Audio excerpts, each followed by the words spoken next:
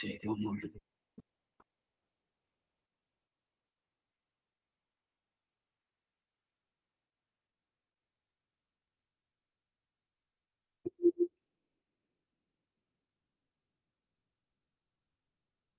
परित्राणाय साधूनां विनाशाय सदुषितां धर्म संस्थापनाचार्य संभवामि युगे युगे. இந்த ஸ்லோகமானது இந்த லோகத்திலே அதர்மத்துக்கு தலைகுனிவு ஏற்படும் போதும், துஷ்டர்கள் அதிகமாக நிரம்ப பெற்று அநீதிகளை ஏற்கக்கூடிய நிலை ஏற்படும் போதும், சாதுக்கள் ரட்சிக்கப்படாமல் அவர்கள் துன்பப்படும் போதும் நான் அவதரிக்கிறேன் தெரிவிக்கிறார். சம்பவாமி யுகே யுகே, யுகங்கள் தோறும் அவதரிக்கிறேன் என்று தெரிவிக்கிறார். அப்படிப்பட்ட கண்ணுடைய திருவாக்காக நாம் உடல் தூய்மை என்ன, உள்ள தூய்மை என்ன, ஆத்ம தூய்மை என்ன, இதனுடைய விவரத்தை அனுபவித்துக் கொண்டு வருகிறோம். அதிலே முதலிலே உடல் தூய்மையை பார்க்கத்தான் நம்ம முற்பட்டோம். அதுக்கப்புறம் உள்ளம், உள்ளம் என்று சொல்வது மனம், நெஞ்சுன்னு சொல்லலாம். அந்த நெஞ்சுடைய தூய்மை என்ன என்பதை மேற்கொண்டு பார்க்கணும். அதன் பிறகு ஆத்ம தூய்மை. இதிலே உடல் நம் கண்ணுக்கு தெரியறது, அவயவங்களோடு சரீரங்கள் நன்னா தெரியறது. உள்ளமும் ஆத்மாவும் நம் கண்ணுக்கு தெரியுமான்னா தெரியறது கிடையாது. அதுக்கு அத்தீந்திரியத்தால நம்ம தெரிஞ்சுக்க முடியுமே தவிர இந்திரியங்களால தெரிஞ்சுக்க முடியும். ஆனா இதுல மனசும் இந்திரியம்தான். அப்படி மனசுங்கிறது ஒரு இந்திரியத்தையும் நம்மால் தெரிந்து கொள்ள முடியாது. ஆத்மாவை தெரிந்து கொள்ளவே முடியறது கிடையாது. அது நன்னவே தெரியறது. அதனால தெரிந்து கொள்ளக்கூடிய முதல் நிலையை முதல்ல தெரிந்து கொண்டு, அதுல தூய்மை என்ன என்றால், இப்ப நான் தூய்மைன்னு சொல்லணும், அதற்கு முன்னாடி அசுத்தி ஏதோ ஒன்று இருக்கணும்.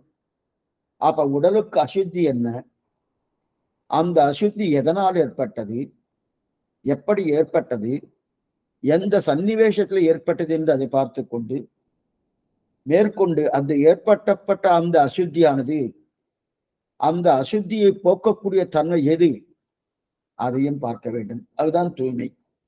அதற்கடுத்து உள்ளம் என்று சொல்லக்கூடிய மனசு, அந்த ஆந்தரீகமான இந்திரியம் என்று சொல்லுவார்கள் நம்முடைய முன்னோர்கள்.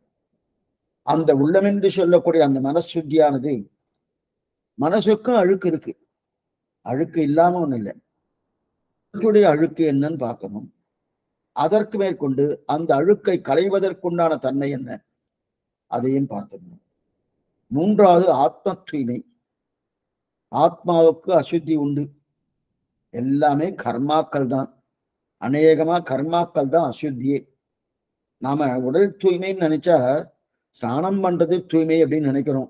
உண்டு, அது அடியேன் இல்லைன்னு மறுக்கவில்லை. ஆனால் அதை விட பிராதானியம் எதுன்னா, அந்த உடலில் இருக்கக்கூடிய நினைவு இருக்கு இல்லையா, நாம் கைங்கரியம் பண்றோம் இல்லையா, பகவானுக்கு தொண்டு செய்கிறோமோ, பாகவதர்களுக்கு, பகவானுக்கு, அவனுடைய அடியார்களுக்கு செய்யக்கூடிய தொண்டு இருக்கு இல்லையா, இந்த சரீரம் படைத்த பயனே அதற்கு தான். அதைத்தான் அந்த தூய்மை என்று சொல்கிறார்கள். ஆனா சரீர சுத்தி என்பது ஸ்நானம் மட்டுமல்ல, மற்றவையும் உண்டுன்னு பார்க்க போறோம். அதிலே கடந்த காலக்ஷேபத்திலே இந்த ஜீவாத்மா என்று சொல்லக்கூடிய ஆத்மா, அதற்கு மேற்கொண்டு இந்த சரீரம் தான் அவயவங்கள், அதாவது மனசு, அதற்கடுத்தபடியாக சரீரம். இந்த மூணும் நம்ம பார்த்தோம். அதுக்கு என்னென்ன சப்தங்கள் கொடுத்தோம்னால், அதிஷ்டானம், கரணம், கர்த்தா என்று 3 சப்தங்கள் கொடுக்கணும். அதிஷ்டானம் அப்படின்னா என்ன, இந்த சரீரத்தையே அதிஷ்டானம்னு சொல்லலாம். எப்படின்னு நம்ம பார்க்கலாம் மேற்கொண்டு. அதே போல கர்த்தா, கர்த்தான யாரு, செய்பவன், ஒரு காரியத்தை செய்பவன் கர்த்தான்னு சொன்னேன். அப்ப செயல் புரிபவன் கர்த்தா. கர்மத்தை, காரியத்தை யார் பண்ணுகிறார்களோ அவ கர்த்தா. கர்த்தா யாரு, அதுதான் ஆத்மா. கர்த்தா தான் ஆத்மா. அப்ப நாம் தான் செய்கிறோம். அப்ப நாம் தான் செய்யணும். இந்த உடம்பே பண்ணல இல்லையே சுவாமி, இந்த வஸ்து எடுக்கணும்னா கையை தானே எடுக்கிறதுன்னா, கையை எடுக்கும்படியான ஒரு தன்மையை அமைத்து கொடுப்பதே ஆத்மாதான். ஆத்மாவுக்கு தான் ஞானம் இருக்கட்டும். அப்ப எதுவாக இருந்தாலும் நாம் பண்ணுகிறபடியால இது கர்த்தா நான் தான் தெரியாது. அப்ப ஜீவாத்மா கர்த்தா. கரணம் என்ன? கரணம் என்ன? கருவி. கருவின்னு என்ன சுவாமி? எல்லா புலன்களும் மனசும் தான் கருவி. எல்லா புலன்களும், கண்கள் என்ன, காது என்ன, வாய் என்ன, கைகள் என்ன, கால்கள் என்ன, என்னென்ன புலன்கள் இருக்கோ அத்தனை புலன்களும் கருவி தான். அப்படி இருக்கச்சு கை ஒரு கருவி, காது ஒரு கருவி, வாய் ஒரு கருவி, கை கால் ஒரு கருவி, தெரியணும். இதெல்லாம் வாய் எதுக்கு? பேசுவதற்காக கருவி. மனசு நினைப்பதற்காக கருவி. ஆக மனசு என்பது கருவின்னு அழைத்து, அதுக்கு மேல அதைத்தான் கரணம்னு சொல்றோம். கருவியைத்தான் கரணம்னு சொல்றோம். அதன் பிறகு அதிஷ்டானம். அதிஷ்டானம்னா இந்த மனசு என்ன, அதே போல இந்த ஆத்மா என்று சொல்லக்கூடிய கர்த்தா என்ன, இவர்கள் இருக்க வேண்டிய நிலை இருக்கணும் இடம், அந்த இடத்தை தான் இருப்பிடம்னு பேரு. அந்த இருப்பிடத்துக்குத்தான் அதிஷ்டானம்னு பேர். அப்பன்னா அதிஷ்டானம்னு எதை சொல்லலாம் சுவாமி? இந்த சரீரத்தையே அதிஷ்டானம் சொல்லலாம். சரீரத்துக்குள்ள இருக்கக்கூடிய மனசு, சரீரத்துக்குள்ள இருக்கக்கூடிய ஆத்மா, இது எங்க இருக்கு? சரீரத்துக்குள்ள இருக்குல்லைன்னா, அதனால அதிஷ்டானம். அப்ப ஜீவாத்மாவால் அதிஷ்டானம் பண்ணப்படும் எதுவோ அதுதான் அதிஷ்டானம். ஜீவாத்மாவால் அதிஷ்டானம் பண்ணப்படுகிறது. அப்படின்னா ஜீவாத்மா நியமிக்கிறது இல்லையா இந்த சரீரத்தை. படி பேசிட்டு இருக்கேன், வாயே பேசுமா? வாயன் புத்தி இருந்து பேசுமா? ஞானம் இருந்து பேசுமான்னா வாய்க்கு ஞானம் கிடையாது, கண்ணுக்கும் ஞானம் கிடையாது. ஏன்? மூளைக்கும் ஞானம் கிடையாது. கொஞ்சம் நல்லா புரிஞ்சுக்கணும். மூளைக்கு ஞானம் இருக்குன்னு சில பேர் பேசுவார். அது விஞ்ஞான ரீதியா அது சொல்லிட்டு இருக்கான்னு கிடையாது. ஏன்னா மூளைக்கு ஞானம் இருந்தா இவர் கிளம்பி போனதுக்கு அப்புறம் படுத்துன்னு தான் இருக்காரு. அப்பவும் மூளை இருக்கு, இல்லாம ஒண்ணு இல்லை. இல்லையே சுவாமி, இந்த மூளை வேலை செய்யலைன்னா அப்ப வேலை செய்யும்படியான தன்மை ஒண்ணு போயிடுத்தணும். அந்த வேலை செய்யும்படியான தன்மை போனபடியாலதான் அந்த மூளை வேலை செய்யல. அப்ப வேலை செய்யறதுக்கு உண்டான ஒரு நிலை எது? அதுதான் ஆத்மா. அதற்குத்தான் ஞானம். அந்த ஞானம் மேல வரைச்சு ஆத்மாவுடைய நிலை வரும்போது மனசுடைய நிலை வருது. நல்லா விவரமா பார்க்கணும். ஏன்னா இந்த 3 விஷயம் ஏன் எடுத்துட்டோம்னா இது அடிப்படை ஞானம் சம்பிரதாயத்துல. மனசன்னா என்ன, சரீரம்னா என்ன, ஆத்மா என்னன்னு தெரிஞ்சுட்டோம் வச்சுக்கேன். அநேக மாதிரி சீபாஷத்து நிறைய எடுத்திருக்கார். கீதையில கண்ணன் சரமா பொழிஞ்சு இருக்கார். அதைத்தான் அடி எடுத்து சொல்லிட்டு இருக்கேன். இதுக்கு சொல்ல வந்தேன்னா, அப்ப அதிஷ்டானம். அப்ப ஜீவாத்மாவால் அதிஷ்டானம் பண்ணப்படுவது எதுவோ அதுதான் அதிஷ்டானம். இப்ப முக்கியமான இப்போ உடம்புக்குள்ள நேற்று கடைசியில கடந்த காலட்சேபத்துல கடைசியில விஷயம் பார்த்தோம். போன வாரம் காலட்சேபம் இல்லை, எல்லாருக்கும் தெரிஞ்ச விஷயம். சென்னை மாநகரத்துல நிறைய மழை வந்துடுத்து. மழை வந்தபடியாலே எல்லாம் எலக்ட்ரிசிட்டியே 4 நாட்கள் இல்லாம போயிடுது. அதனால காலட்சேபத்தை பூர்த்தியா ஒரு வாரத்துக்கு நிறுத்திடணும் இருக்கட்டும். அப்படி கட்சிட்டு இப்ப நம்ம உடம்பு இருக்கணும். அந்த உடம்புக்குள்ள ஆயிரக்கணக்கான லட்சக்கணக்கான ஆத்மாக்கள் உண்டு. அப்படியா சுவாமி? அப்ப லட்சக்கணக்கான ஆத்மாக்களும் நியமிக்குமா? ஒரு ஆத்மா தான் நியமிக்கும். ஒரு ஆத்மா தான் நியமிக்கிறது. எல்லா ஆத்மாவும் அப்படி எப்படி இருக்கும்? பிரியத்துக்காக ஒரே விஷயம் சொல்றேன். நகத்தை கட் பண்றோம். நகத்தை கட் பண்ண உடனே அதுல இருந்து கீழ் வருதணும், அதுலயும் ஆத்மா உண்டு.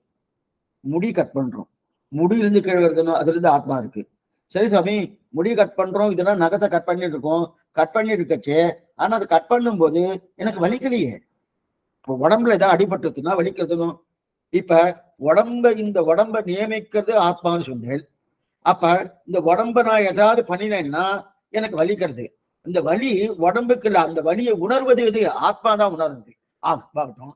அதே போல முடிய கட் பண்ணும் போது வலிக்கலையே சுவாமி, நகத்தை கட் பண்ணும்போது வலிக்கலையேன்னா இந்த ஞானமானது முடிக்கும் நகத்துக்கும் பூர்ணத்துவமாக இல்லை. இந்த சரீரத்துக்கு எப்படி தர்மபூத ஞானம் மேல வரத சொல்ல போறேன், இப்பயும் சொல்றேன்.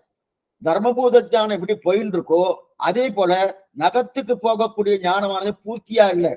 இந்த முடிக்கு போகக்கூடிய ஞானம் பூர்த்தியா இல்லை. அந்த ஞானம் பூர்த்தியா இருந்தது வச்சுக்க, அப்ப அதுவும் வலிக்கும். ஆனா வளர்றது அதே போல நகவும் நல்லா வளருது. அப்ப வளர்றதுன்னு இருந்தால உயிர் இருக்குன்னு அர்த்தம். அதே நேரத்துல உயிர் இருக்குன்னு சொன்னாலே என்ன ஆகும்? அடிச்சா வலிக்கணுமோ? வலிக்கலையே. ஏன் வலிக்கலன்னா ஞானம், அந்த தர்மபோத ஞானம் பூர்த்தியா அல்ல. அதே போல முடிக்கும் தெரியுது. எதுக்கு சொல்ல வந்தேன்னா அந்த மாதிரி இப்ப அடியன் பேசிட்டு இருக்கேன்னா அடியன் இன்னார்னு தெரியறதும், இன்னார்னா கிருஷ்ணன் தெரியுது. கிருஷ்ணன்னா என்ன சுவாமி? அப்ப இந்த ஆத்மாவுக்கு பேரா சரீரத்துக்கு பேரா? சுவாமி எந்த ஆத்மாவுக்கும் பேரே கிடையாது. ஆத்மா எந்த ஆத்மா, கோடிக்கணக்கான ஆத்மாக்கள் உண்டு. எந்த ஆத்மாவுக்கு பேர் இருக்கா சுவாமி? எந்த ஆத்மாவுக்கு பேரு கிடையாது. ஆனா பேர் உண்டு, ஒரே பேர் தான். எல்லா ஆத்மாவுக்கும் ஒரே பேரு, தாசபூதாகா ஸ்வத சர்வேகே. எல்லாரும் பகவானுக்கு தொண்டர்கள், அடிமைகள் என்கிற பேர் உண்டே தவிர மற்றது கிடையாது. ஆனா அப்ப கிருஷ்ணன் என்கிற பேர் யாரு? சரீரத்துக்கு, இந்த உடம்புக்கு தான் பேரு. இதுக்கு சொல்ல வந்தா அப்ப இதுக்கு தகுந்தாப்புறம் இருக்கு இல்லையா? சரி சுவாமி, இப்ப இந்த மாதிரி எல்லாத்துக்கும் ஆத்மா உண்டா? ஒரு உருவம் பொறித்து கொண்டிருந்தால், பெயரும் உருவமே இருந்தால் அது ஆத்மா உண்டு. எந்த வஸ்து எடுத்திருந்தாலும் அது தத்துவத்திரையும் உண்டு. தத்துவத்திரம்னா சித்தன்ன, அச்சித்தன்ன, ஈஸ்வரன் என்ன, 3 தத்துவங்கள் பிரதானமா இருக்கும். எந்த வஸ்து எடுத்துனாலும், ஒரு பொருள் பேனா எடுத்துட்டோம், பேனா கொள்ள சித்தும் உண்டு, அச்சித்தும் உண்டு, பகவானும் உண்டு. அச்சித்து தான் பேனா, அது சித்து என்று சொல்ல, அதுக்குள்ள ஆத்மா உண்டு, அதற்குள்ள பரமாத்மா உண்டு. எந்த அப்பன்னா நான் பேசுறவன் அந்த பேனா பேசலையே சுவாமின்னா, அந்த ஞானம் பிரசரிப்பதற்குண்டான தன்மை அதுல இல்லை.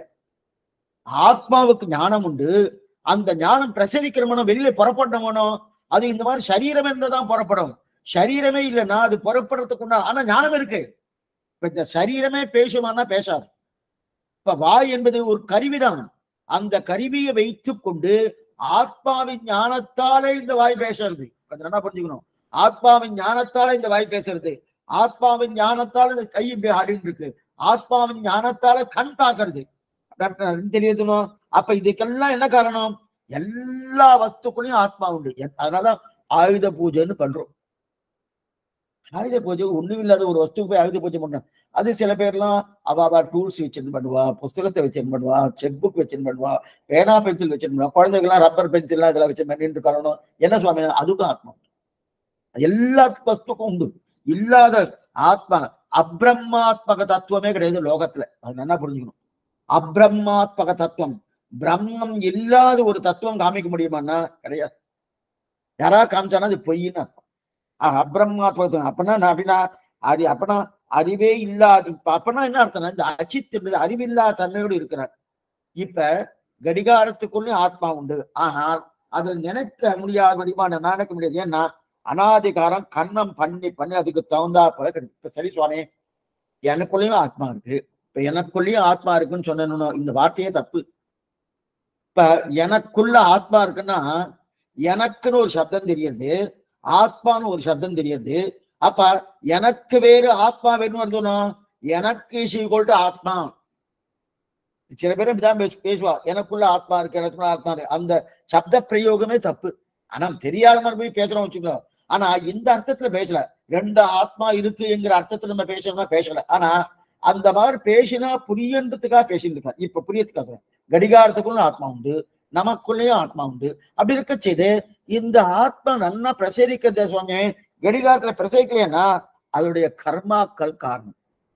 இந்த கர்மாவால இந்த சரீரத்தை இந்த ஆத்மா எடுத்துக்கொள்ளட்டும், இந்த கர்மாவால இந்த சரீரத்தை இந்த ஆத்மா எடுத்துக்கொள்ளட்டும் அப்படின்றதுக்காக என்ன எடுக்கிறது? கர்மாவை முடிவு பண்றது. அந்த முடிவு பண்ற வகையில அதோட பிரயோஜனம் இல்லாம போறது. ஞானம் இல்லாதபடி. ஞானம் இருக்கு, ஞானம் பிரசரிக்கக்கூடிய தன்மை கர்மா காலம் மூடி இருக்கிறதா? அப்ப மனிதனால பிறக்கக்கூடிய அளவிற்கு அந்த கர்மா அங்க இல்லை. அதுதான் அரிது மானிடரால் பிறத்தல் அரிதுன்னு தெரிவிக்கிறார்களோ பெரியவர்கள். மானிடரா பிறந்தாலுன்னு அந்த கர்மா நிறைய புண்ணியம் பண்ணிருக்கணுமா. புண்ணியம் பண்ணியிருந்தா தான் மனுஷனா பிறக்கக்கூடிய அளவிற்கு நான் கர்மாக்கள் பண்ணியிருந்தேன்னா அப்ப மனித உடலை எடுத்திருக்கேன் அப்படின்னு அர்த்தம். இப்ப மாட்டு உடலையும் எடுக்கலாம், பாம்பு உடலையும் எடுக்கலாம், பறவை உடலையும் எடுக்கலாம், எந்த உடலையும் இருக்கலாம். ஆனா மனித உடலுக்குள்ளே ஒரு ஜீவாத்மா தான் அதிஷ்டானம் பண்ணுவார். நம்ம உடம்புக்குள்ளே லட்சக்கணக்கான ஆத்மாக்கள் உண்டு.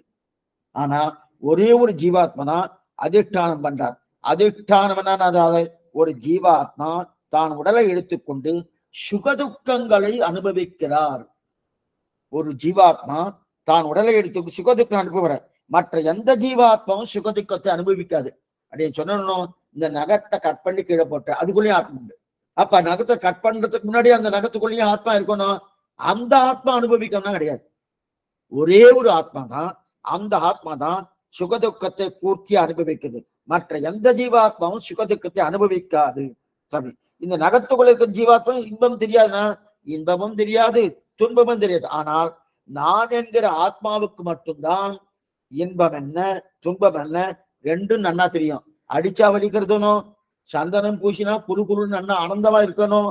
அதனால இன்ப துன்பங்களை அனுபவிப்பது ஆத்மா எந்த உடலை கொண்டு அனுபவிக்கிறானோ அந்த உடல் தான் அதிஷ்டானம்னு பேரு.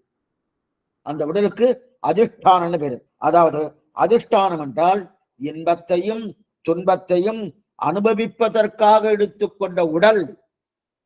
உடல் அனுபவிக்க கொஞ்சம் என்ன புரிஞ்சுக்கணும், உடல் அனுபவிக்கிற எடுத்துக்கா உடல், அந்த ஜீவன் ஏற்றுக்கொண்டிருக்கும் உடல். இந்த ஜீவாத்மா எந்த உடலை ஏற்றுக்கொண்டிருக்கிறதோ அந்த உடலின் மூலமாக இந்த ஜீவாத்மா இன்ப துன்பங்களை அனுபவிக்கிறான். கண்ணால் பார்த்தா இன்பம் வருது, காதால் கேட்டா இன்பம் வருது. அப்ப இதெல்லாம் ஒரு கருவி. கண்ணால் பார்த்த இன்பம் வருதனோ, அது இப்ப கேட்டு இருக்க காலட்சமோ கேட்டு கட்சி இது புரியுது சுவாமி, இது புரியுது, இன்பம் வருதனோ. இந்த இன்பம் கண்ணே அனுபவிக்கிறத, கேட்கறச்சே இந்த கேட்கக்கூடிய சப்தத்தை காதே அனுபவிக்கிறதா அப்படிலாம் தெரியலையே சுவாமி. உடனே காதுக்கு நம்ம காது நீ தான் நன்னா கேட்ட, நீ கேட்டபடியாலே உன்னுடைய மூலமா நான் நன்னா அனுபவிச்சுனா கிடையாது. அந்த காது கொண்டு போய் நேரம் ஆத்மாட்ட கொண்டு போய் சேர்க்கறது. சேர்த்த உடனே அவ எல்லாம் பேசினது நன்னா பேசினா இது நன்னா பேசியிருக்கா, இது நன்னா பேசியிருக்கா, இது நன்னா பேச. இந்த காது என்பது கருவி. அதுவே இன்பத்தை அனுபவிக்காது, அதுவே துன்பத்தை அனுபவிக்காது. வாய் என்பது கருவி, அதுவே இன்ப துன்பங்கள் அனுபவிக்கணும் அனுபவிக்காது. சரி சுவாமி, இப்ப அடிச்சுட்டா இப்ப வாய் ரத்தம் வந்துருக்கு, ரத்தம் வந்திருந்ததுன்னா வலிக்கிறது வலிக்கிறதுன்னு சொல்லிட்டு இருக்கோமே, அந்த வலிக்கிறதுங்கிற சொல்லி வாயில தானே வலிக்கிறது, ஆத்மா வலிக்கிறது தானே, வாயில தான் வலிக்கிறது. ஆனா அந்த வலியை உணர்வது எதுன்னா ஆத்மா தான். நல்லா புரிஞ்சுக்கணும். அந்த வலியை உணர்வது அது இன்பமாகட்டும் துன்பமாகட்டும் எதுவா இருந்தாலும் ஆத்மா தான். ஏன்னா இங்க இருந்து ஆத்மா கிளம்பி போயாச்சு வச்சுக்க, இவர் ஆயிடுத்து சுவாமி 85 வயசு ஆயிடுத்து, கிளம்பி போக நேரம் வந்துட்டு கிளம்பிட்டார். கிளம்பின உடனே அதுக்கப்புறம் நீங்க அதையாவது அடிங்கோ கொடுங்கோ இல்லைன்னோ பண்ணுங்க. ஏன் கொண்டு போய் சிதையில மூற்றுமோனோ 7 நிலத்தில் இடுவதன் முன்னம் வந்தியங்கள் குரான் புகுந்து பெரியாழ்வார் திரித்தாமலே கொண்டு போய் சிதமூற்றுமோனோ, சிதமூற்றச்சே அப்பவும் அதே மூளை இருக்கு, அதே எல்லாமே சரீரம் அதே சரீரம் தானே. ஏதாவது மாற்றம் இருக்கான்னா இல்லையே சுவாமி. அவர் பேசாம இருக்காருன்னா, பேசாம இருக்கனா ஒண்ணுமே இல்லையே, ஏதாவது ஞானம் இருந்தாருன்னா. ஆனா அங்கேயும் ஆத்மா இருக்கு, அந்த சரீரத்துக்குள்ளேயும் ஆத்மா இருக்கு. ஆனா அந்த ஆத்மா ஏதாவது பண்றதான்னா உண்மை இல்லையா. அந்த ஞானம் கொடுக்கக்கூடிய ஆத்மா கிளம்பி போயிடுச்சு, கிளம்பி போனவடியால. ஆக இன்ப துன்பங்களுக்கு இருப்பிடம் தான் உடல். என்ன பண்ணிக்கோ, இன்ப துன்பங்களுக்கு இருப்பிடம் உடல். இன்ப துன்பங்களை கொடுக்கும் கருவிகள் எது? மனம் என்ன, கண் என்ன, காது என்ன, மூக்கு என்ன, இதெல்லாம். சரி சுவாமி, இன்ப துன்பம் படுபவன் யார் என்னால் ஆத்மாதான். இன்ப துன்பத்தை கொடுக்கக்கூடிய கருவி கண். நல்லா புரிஞ்சுக்கணும். இதுதான் அடிப்படை ஞானம்.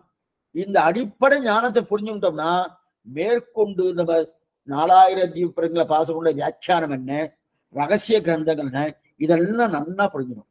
அதனாலதான் இந்த அடிப்படை பிரதானம் பார்க்கிறோம். இப்ப இருக்கச்சே இன்ப துன்பங்களை கொடுக்கக்கூடிய கருவிகள் எது? புரியத்துக்கா சொல்லி சில பேர்லாம் இந்த வேலையெல்லாம் செய்யறா பாருங்க. இந்த ஸ்க்ரூ டிரைவர் வச்சுன்னு திருப்புறா. அப்ப ஸ்க்ரூ டிரைவர் திருப்புறா இல்லையா, திருப்பச்சு ஏதோ ஸ்க்ரூவை டைட் பண்றா. டைட் பண்ணும்போது அந்த டைட் பண்றது யாரு அதுக்குண்டான அதிகாரி அவர் தான் பண்றாரு. ஆனா எதன் மூலமா பண்றாரு? ஸ்க்ரூ டிரைவர் மூலமா பண்றாரு. இப்ப ஸ்க்ரூ டிரைவரே பண்ணித்தா பண்ணல. அப்ப ஸ்க்ரூ டிரைவர் இருக்கு சுவாமி, இவர் தானே பண்றாரு, வேண்டாமான்னா கருவி வேணும். அந்த கருவி இல்லைன்னா டைட் பண்ண முடியாது. அப்ப கருவியே அது டைட் பண்ணித்தானா கிடையாது. அந்த டைட் பண்றதுக்கு உண்டான கருவியா ஸ்க்ரூ டிரைவர் இருக்க தவிர அதை பண்றது யாரு? இந்த மனுஷன் தானே. அதே போல இன்ப துன்பங்களை கொடுக்கும் கருவி எது? கண் என்ன, காது என்ன, மூக்கு என்ன, இதெல்லாம் இன்ப துன்பங்களை கொடுக்கக்கூடிய. ஆனா இன்ப துன்பங்களை அனுபவிப்பவன் யாருன்னா ஆத்மா. ஆத்மா. அப்ப ஆத்மா தான் இன்பம் ஆகட்டும் துன்பமாகட்டும் எல்லாமே. ஆனா என்ன, கண் பார்க்கிறதே கண் சந்தோஷப்படுவது கிடையாது. கண் சந்தோஷப்படுமா சுவாமி? கண்ணுக்கே குளிர்ச்சியா இருக்கு சுவாமி அப்படின்றாங்க சில பேர் சொல்றா பாருங்க. கண்ணுக்கு குளிர்ச்சியா இருக்குன்னு சொல்றாங்க இல்லையா. அந்த கண்ணுக்கு குளிர்ச்சியான ஒரு ஞானத்தை கொடுப்பதே ஆத்மாதான். கண் குளிர்ச்சியா இருக்கு, கண் சந்தோஷப்படுவது. காதால் கேட்கிறோம்னு ஒரு கச்சேரி கேட்கிறோம், காலட்சேபம் கேட்கிறோம். கேட்ட உடனே என்னமா இருக்கு சுவாமி, என்னமா இருக்கட்டும், இந்த காலட்சேபம் கேட்கணும், என்னமா இந்த விஷயத்துல நான் தெரிஞ்சு உடனே அந்த காது கிட்ட போயிட்டு, ஏ காது உன் மூலமா எல்லாம் தெரிஞ்சுட்டேன் அப்படின்னா, அதனால உனக்கு என்னென்ன வேணுமோ அதெல்லாம் பண்ணலாம்னா அது ஒண்ணு வேண்டாம். அது அனுபவம் யாருக்கு? ஆத்மாவுக்கு தான். ஒண்ணு வேண்டாம். இந்த விஷயத்த சொன்னா நான் புரியும். சக்கரை பொங்கல் இருக்கு. சக்கரை பொங்கல் நல்லா சாப்பிட்டேன். சக்கரை சாப்பிட்டு ரொம்ப நல்லா சாப்பிட்டேன். இப்ப என்னமா இந்த நாக்கு ருசிச்சு தெரியுமா அப்படின்னு யாரும் சொல்றது? சர்க்கரை பொங்கலால் இந்த நாக்கு என்னமா ருசித்ததுன்னு அப்படின்னு யாரா சொல்றது? நான் சொல்றது இல்ல. சக்கரை பொங்கல் ருசித்ததுன்னு சொல்றாளா? கிடையாது. ருசித்து கிடையாது சொல்ல. ஏன்னா அது அச்சித்து. சக்கரை பொங்கலும் அச்சித்து, நாக்கும் அச்சித்து. அப்ப இனிமே ஞான சூன்யம். அப்ப எதுக்கு தெரியுதுன்னா, சக்கரை பொங்கல் ருசியாக இருக்குன்னு அந்த சுவையை சொல்லி கொடுத்தது எதுன்னா நாக்கு. இல்லைன்னா ருசியை தெரிய போறது. ஆனா அந்த உயிரற்ற உடம்பு இருக்கு, அதுல சக்கரை பொங்கல் வாயில் போடுங்கோ, அது சுவைக்கிறதுன்னு சொல்ல முடியுமா? சொல்ல முடியாது. ஒண்ணுமே உயிரே கிடையாது, போயிடுத்து. அதுல வந்து சக்கரை பொங்கல் போட்டு போட்டுக்கோ, அது சொல்லுமா? சொல்லாது. ஆனா அந்த சக்கரை பொங்கலுக்கு ருசிக்கக்கூடிய கருவியாக நாக்கு இருந்து அந்த ருசியை அனுபவித்தது ஆத்மா. அந்த ருசியை அனுபவித்தது ஆத்மா. அப்ப அனுபவிப்பவன் தான் கர்த்தா. எதுக்கு பார்த்தோம்னா, இப்ப மூணு பார்த்தோம்னா அதிஷ்டானம், அதே போல கரணம், கர்த்தா. அதிஷ்டானம் தான் இந்த சரீரம், கரணம் தான் அந்த அதிஷ்டானத்துக்குண்டான கருவிகள் என்னென்ன உண்டோ அதை நேராக ஆத்மாவை அனுபவிப்பதற்குண்டான கருவியாக இருக்கக்கூடிய கண், காது, மூக்கு, இதெல்லாம் கரணம். அதற்கு மேல கர்த்தா இவர் தான். யாரு? இந்த ஆத்மா தான் அப்படின்னு தெரிவித. அப்ப இது வரைக்கும் பார்த்தோம். ஏன்னா முதல்ல இந்த இடத்துல என்ன தெரியுதுன்னா, கண், காது, மூக்கெல்லாம் கரணம். கரணத்தை தான் இப்ப நம்ம பார்க்க போறோம். அப்பனா சரீரத்தை பார்க்க போறோம். அதற்கு மேற்கொண்டு இந்த சரீரத்துக்கு உண்டான ஒரு தன்மை என்னன்னு மனசு இருக்கணும். மனசை பத்தி இப்ப பார்க்க போறது இல்லை. அடுத்து மனசு இது முடிஞ்சோடனே மனசை பார்க்கறோம். அதன் மனசு ஆந்தரிகமான இந்திரியம், நம்ம கண்ணுக்கு தெரியாது. ஆத்மாவும் நம் கண்ணுக்கு தெரியாது. அதனால இப்ப முதல்ல சரீரத்தை பார்க்கிறோம். இப்ப நம் கண்ணுக்கு தெரியறது சரீரம் தானே, அதனால கண்ணு. ஆத்மாவும் கண்ணில் படுறதில்லை, சரீரமும் கண்ணில் படுறதில்லை. உடலை பத்தி முதல்ல தெரிஞ்சுக்கணும். அதாவது உள்ளம் சுலபமா போயிடும். உள்ளத்தை புரிஞ்சு கொண்டோம்னா ஆத்மா இன்னும் சுலபமா போயிடும். இன்னும் நல்லா சுலபமா போயிடும். ரொம்ப சூஷ்மமானவர் ஆத்மா, சாமானியப்பட்டவர்ல. என்ன இத பகவத்கீதையில பகவான் கண்ணன் தெரிவிக்கிறார். ஸ்ரீமதி 18வது அத்தியாயத்துல 2 ஸ்லோகங்களால் தெரிவிக்கிறார். இந்த மூன்றின் தொடர்பு அதிஷ்டானம், கரணம், கர்த்தா, இந்த மூன்றுடைய தொடர்பு என்னன்னு ஆச்சரியமா தெரிவிக்கிறார். அதாவது அந்த அதிஷ்டானம்னா உடல், கரணம் தான் என்னது? மனம், கர்த்தா தான் ஆத்மா. இந்த மூணு நல்லா ஞாபகம் வச்சுக்கணும். அதிஷ்டானம் என்றால் உடல், கரணம் என்றால் மனசுன்னு வச்சுக்கலாம், இல்ல வந்து எல்லா கருவிகளும் வச்சுக்கலாம். அதற்கு மேற்கொண்டு கர்த்தா தான் ஆத்மா.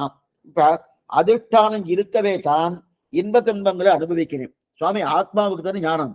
அப்ப சரீரம் இதுக்கு. சரீரம் இல்லைன்னா ஆத்மா அனுபவிக்க முடியாது. சரீரம் இல்லைன்னா ஆத்மா அனுபவிக்க முடியாது. சரீரம் இல்லைன்னா ஆத்மா அனுபவிக்க முடியாதுன்னா அப்ப எதுக்கு சுவாமி இந்த சரீரத்தை வைத்து சரீரம் தான் அனுபவிக்குன்னு சொல்லாமன்னா சொல்ல முடியாது. ஏன்னா சரீரத்துக்கு ஞானம் கிடையாது. ஞானத்தை கொடுப்பது இது மனசுத்தி வரும்போது, அதே மாதிரி ஆத்மசுத்தி வரும்போது இன்னும் விவரமா அடையன்னு சொல்றேன். அப்படி இருக்கச்சே ஆத்மாவுக்குத்தான் ஞானம் உண்டே தவிர மனசுக்கோ சரீரத்துக்கோ ஞானம் கிடையாது. அப்ப இதுல என்ன தெரியுது? அதிஷ்டானம் என்ன, கரணம் என்ன, கர்த்தா என்ன, இது மூணு அதிஷ்டானம் இருக்கவே தான் இன்ப துன்பங்களை அனுபவிக்கிறோம். கண், காது, மனசு இதெல்லாம் இருக்கவே தான் இன்ப துன்பங்கள் தெரிகிறது. ஆனா கண்ணே இல்லை, மனசே இல்லை அப்படின்னா இன்ப துன்பம் தெரிய வருமா? தெரிய வராது. ஒரு ஆத்மா தனியா இருக்கு. சுவாமி ஆத்மா நன்னா அனுபவிச்சுட்டு இருக்கு அப்படின்னு சொல்ல முடியுமான்னா சொல்லலாம். கைவல்யார்த்திக்கு சொல்லலாம். அது ஆத்மானுபவ காமன்னு பேரு. அவர் தன்னை தானே அனுபவிச்சுட்டு பாரு. அப்ப இன்னொரு வஸ்து அனுபவிக்க மாட்டார். இந்த கருவி கொண்டு அனுபவிப்பது என்பது இன்னொரு வஸ்துவை கொஞ்சம் நல்லா புரிஞ்சுக்கணும். ஆத்மானுபவம் வேறு, கருவியின் மூலம் அனுபவிக்கக்கூடிய அனுபவம் வேறு. ஆத்மானுபவம்ன்றது இந்த ஆத்மாவை தனக்கு தானே அனுபவிப்பது. கருவியின் மூலம் அனுபவிப்பது ஐஸ்வர்ய அனுபவம்னு பேரு. நல்லா புரிஞ்சுக்கணும். கருவியின் மூலம் அனுபவிப்பது கண் என்ன, காது என்ன, மூக்கு என்ன, இதன் மூலம் அனுபவி ஐஸ்வர்ய அனுபவம்னு பேரு.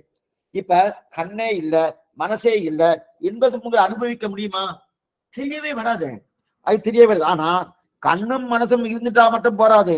அப்படின்னு தெரியுமா? தெரியாதா?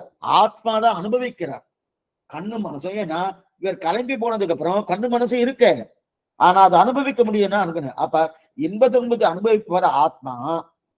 ஆனாலும் அவர் தான் கர்த்தா. கரணம் என்பது மனம், அதிஷ்டானம் என்பது உடல். அதிஷ்டானம் என்ன? இந்த அது ஏன் மறுபடியும் திருப்பி திருப்பி சொல்றேன்னா, இதை 10 தடவை சொன்னா தான் புரியும். என்னைக்குமே நம்ம இந்த விஷயத்துக்குள்ள வந்தது கிடையாது இல்லையா? அதனால அயோமயமா இருக்கும். இது என்ன சுவாமி இந்த மாதிரி இருக்கு, இந்த மாதிரி கேள்விப்பட்டதே கிடையாது. கேள்விப்பட்டதேன்னா லோகத்துல அறிவு இருக்கான்னு கேட்பா. மூளைக்கு அறிவு இருக்குன்னு நினைச்சுட்டு இருப்பா. மூளைக்கும் அறிவு கிடையாது. அதுதான் நீங்க சொல்லிருக்கேன். அதே போலதான் ஒவ்வொன்றும் நம்ம நல்லா தெரிஞ்சுடுங்க. இது சாஸ்திரோக்தமா தெரிஞ்சுட்டா தான், அடிப்படை ஞானம் தெரிஞ்சுதான் மேற்கொண்டு நம்ம இந்த பிரம்மத்தை ஆராய்ச்சி பண்ண முடியும். இருக்கட்டும். இப்ப எந்த ஜீவன் இந்த உடலை எடுத்துக்கொண்டு இன்பத்தின்பது அனுபவித்துக்கு எடுத்துக்கொண்டு இருக்கிறேன் என்று அதிஷ்டானம் பண்ணி கொண்டு இருக்கோ, அந்த உடல் அதிஷ்டானம் அப்படின்னு மறுபடியும் சொல்றது. அதிஷ்டானம்னா இந்த ஜீவன் இந்த ஜீவாத்மா எந்த உடலை எடுத்துக்கொண்டு இன்பத்தின்பது அனுபவிப்பதற்காக எந்த உடலை எடுத்துக்கொண்டதோ அந்த உடல் தான் அதிஷ்டானம். அந்த உடல் தான் அதிஷ்டானம். இதை பத்தி கண்ணன் ரொம்ப ஆச்சரியமா தெரிவிக்கிறார். என்ன தெரிவிக்கிறேன்னா, மனிதர்கள் நிறைய செயல்களை ஆரம்பித்துக் கொண்டே இருக்கிறார் அர்ஜுனா. ஆனா எல்லாம் தனக்குத்தானே அவர்களே பண்ணி கொண்டிருக்கிறார் நினைக்கிறார். அந்த மாதிரி கிடையாது. தனக்குத்தானே இதெல்லாம் பண்ணிட்டு இருக்கான்னு நினைக்கிறார். அந்த மாதிரி எல்லாம் கிடையவே கிடையாதுன்னு தெரிவிக்கிறார்.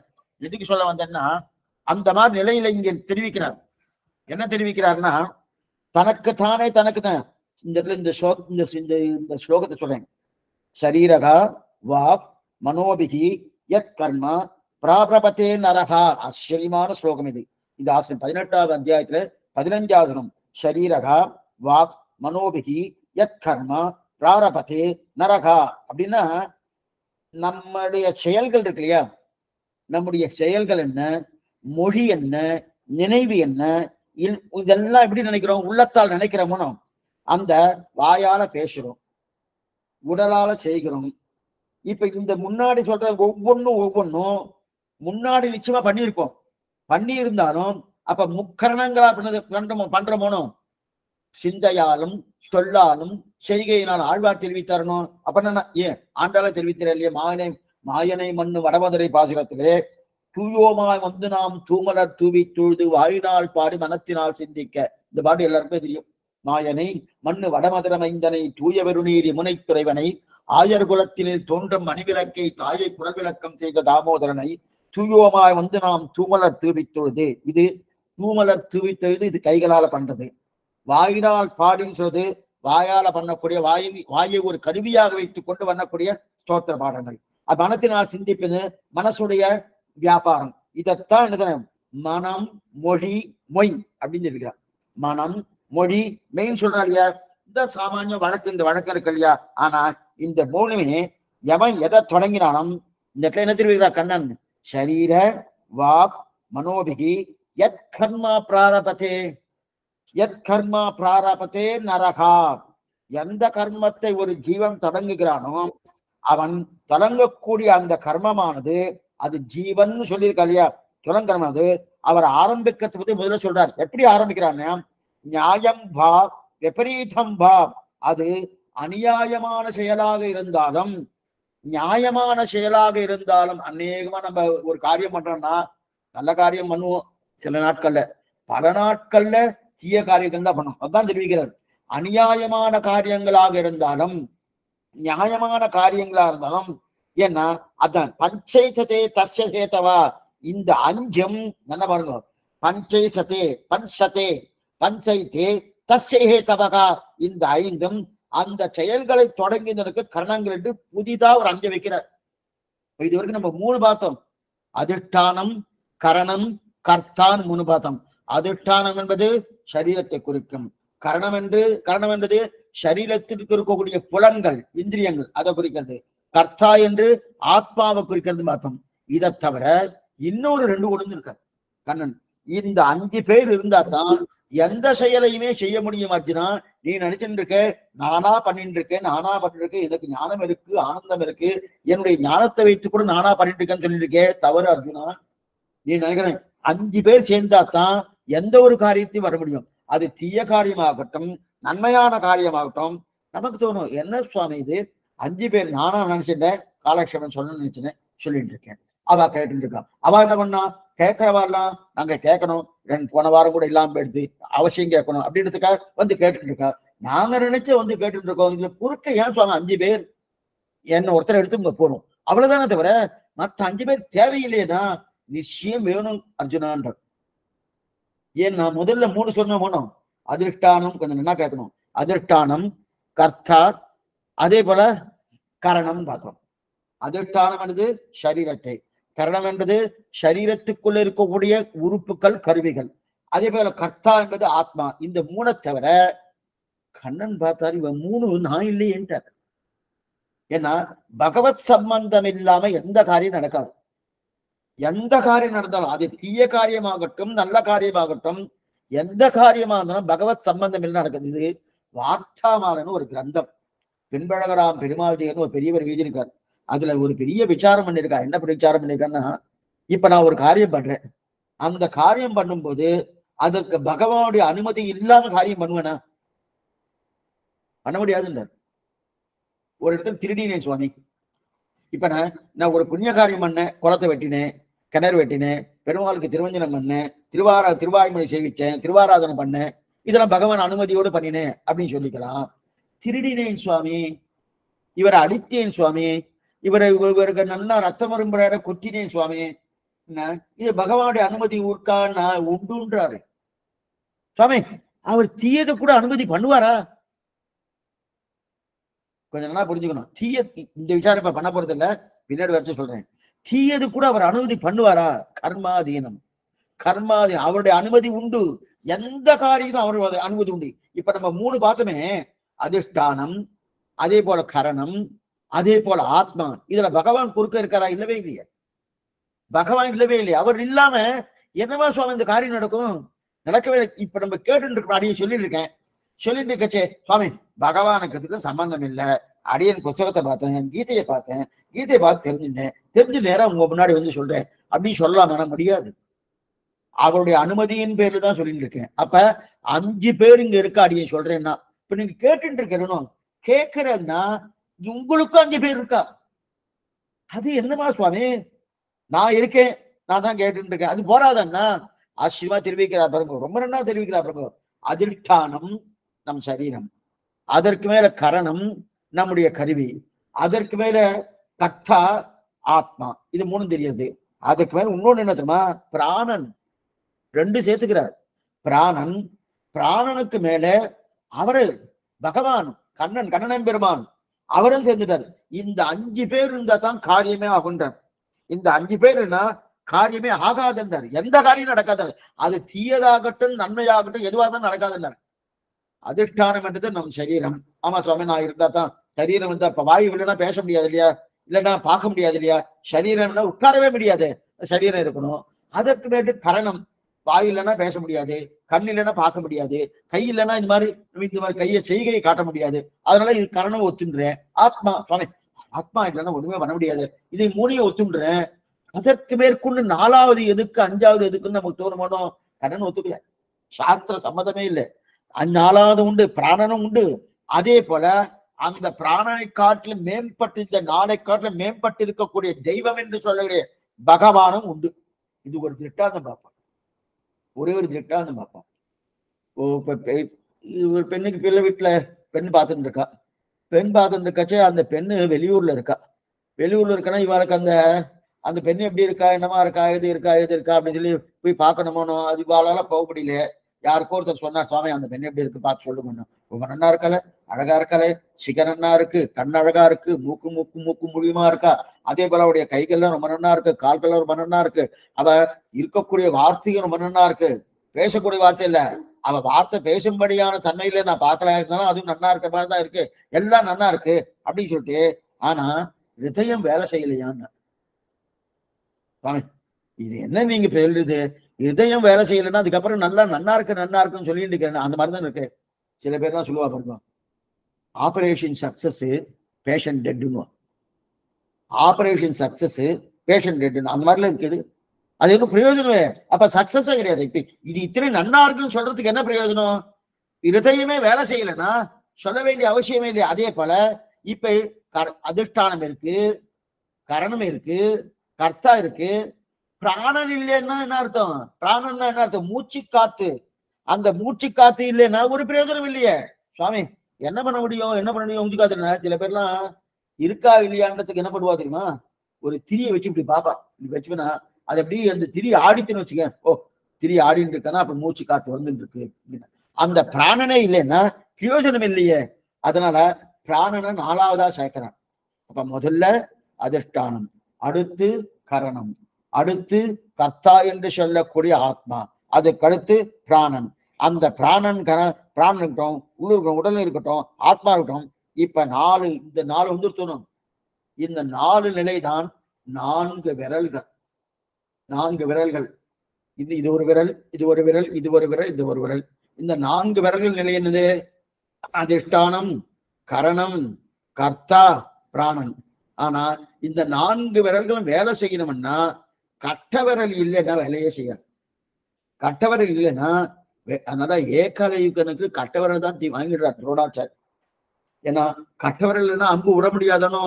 அந்த ஏகாலயவன்ட்ட போய் பிரார்த்திக்கிறார். அப்புறம் பிரார்த்திக்கல, அவனே கொடுக்குறேன்ட்டான்.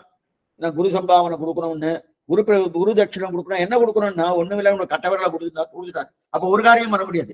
இப்ப கட்ட விரல் ஸ்தானம் யாரு? அதுதான் பகவான். இதான் 5வது. இந்த விரல் எதுக்குன்னா இந்த 4ல இந்த நல்லா புரிஞ்சுக்கோ. அதிஷ்டானம், கரணம், கர்த்தா, பிராணன், இது தெய்வம் கண்ணன், கண்ணன் பெருமான். இந்த கட்ட விரல் கண்ணன் பெருமான். இந்த கட்ட அதுதான் அங்குஷ்ட மாத்திர புருஷரா மத்திய ஆத்மனி திஷ்டதி. இதான் திரு உபநிஷத் சொல்றது. அங்குஷ்ட மாத்திர புருஷரா மத்திய ஆத்மனி திஷ்டதி. ஒவ்வொரு ஜீவனின் உள்ளத்துக்குள்ளும் பகவான் தன்னை சுருக்கி கொண்டு ஒரு கட்டவரல் அளவுக்கு பரமாத்மா எப்பொழுதும் எழுந்தருளி இருக்கிறாரோ அவருடைய கட்டவரல் அளவுக்கு பகவான் அங்க எழுந்தருளி இருக்கார். எங்குக்குள்ள ஒவ்வொரு இது ஜீவன் உள்ளத்துக்குள்ள இருக்கிறா இல்லையா? அந்த தெய்வம் என்கிற பரமாத்மா 5வது. இப்ப 5வது வந்து இதைத்தான் இந்த ஸ்லோகம் சொல்லுது. அதாவது இப்ப ஸ்லோகம் பார்ப்போம். பஞ்சைசதே தத்யஹேதவகா, பஞ்சைசதே தஸ்யேதவகா.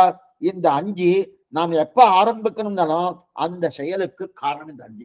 காலக்ஷேபம் ஆரம்பிக்கணுமானோ இந்த 5 இருக்கணும். அதே போல காலக்ஷேபம் கேட்கணும்னாலும் இந்த 5 இருக்கணும். அப்படின்னா அதிஷ்டானம் இருக்கணும், கரணம் இருக்கணும், கர்த்தா இருக்கணும், பிராணன் இருக்கணும், மேற்கொண்டு பகவான் இருக்கணும். ஆனா இதைத்தான் தெரிவிக்கிறார். அப்ப எதை ஆரம்பிச்சாலோ பேச்சாலையோ எதாலையோ தொட்டோ என்ன பண்ணாலும் சரி அதற்கு இந்த 5 வேணும். அதத்தான் சரீரக வாக் மனோபிகி யத் கர்ம பிராரபத்தே நரகா. ஒரு நாள் இந்த கர்மத்தை தொடங்கிறான் என்றால் நியாயம் வா விபரீதவா பஞ்சைசதே தஸ்ய ஏதவகா. இப்ப முதல்ல சொல்றது அதிஷ்டானம். முதல் சொல்றது நியாயம் வா விபரீதம் வா பஞ்சைசதே தஸ்ய ஏதவகா. ஆச்சரியமான ஸ்லோகம். தஸ்ய ஏதவகா. இப்ப இது என்ன தெரியும்? இது வந்து 14வது ஸ்லோகம், 18வது அத்தியாயில 14வது ஸ்லோகம். அதாவது அதிஷ்டம், அதிஷ்டானம், ததா கர்த்தா கரணம், சப்ருதம் பிருதம் விவஸ்தாஸ்ய பிரகத்தேஷ்ட ஸ்தைவம் சைவாத்திர பஞ்சமம். பஞ்சமம்னு 5. அந்த 5 நிலை இருந்தா தான் காரியமே நடக்கும். இப்ப அதிஷ்டானம் 1, அடுத்து கரணம், அடுத்து கர்த்தா. இப்ப அதிஷ்டானம் சரீரம். முதல்ல உடலை சொன்னார், அடுத்து ஜீவாத்மா சொன்னார், கர்த்தா சொன்னார்.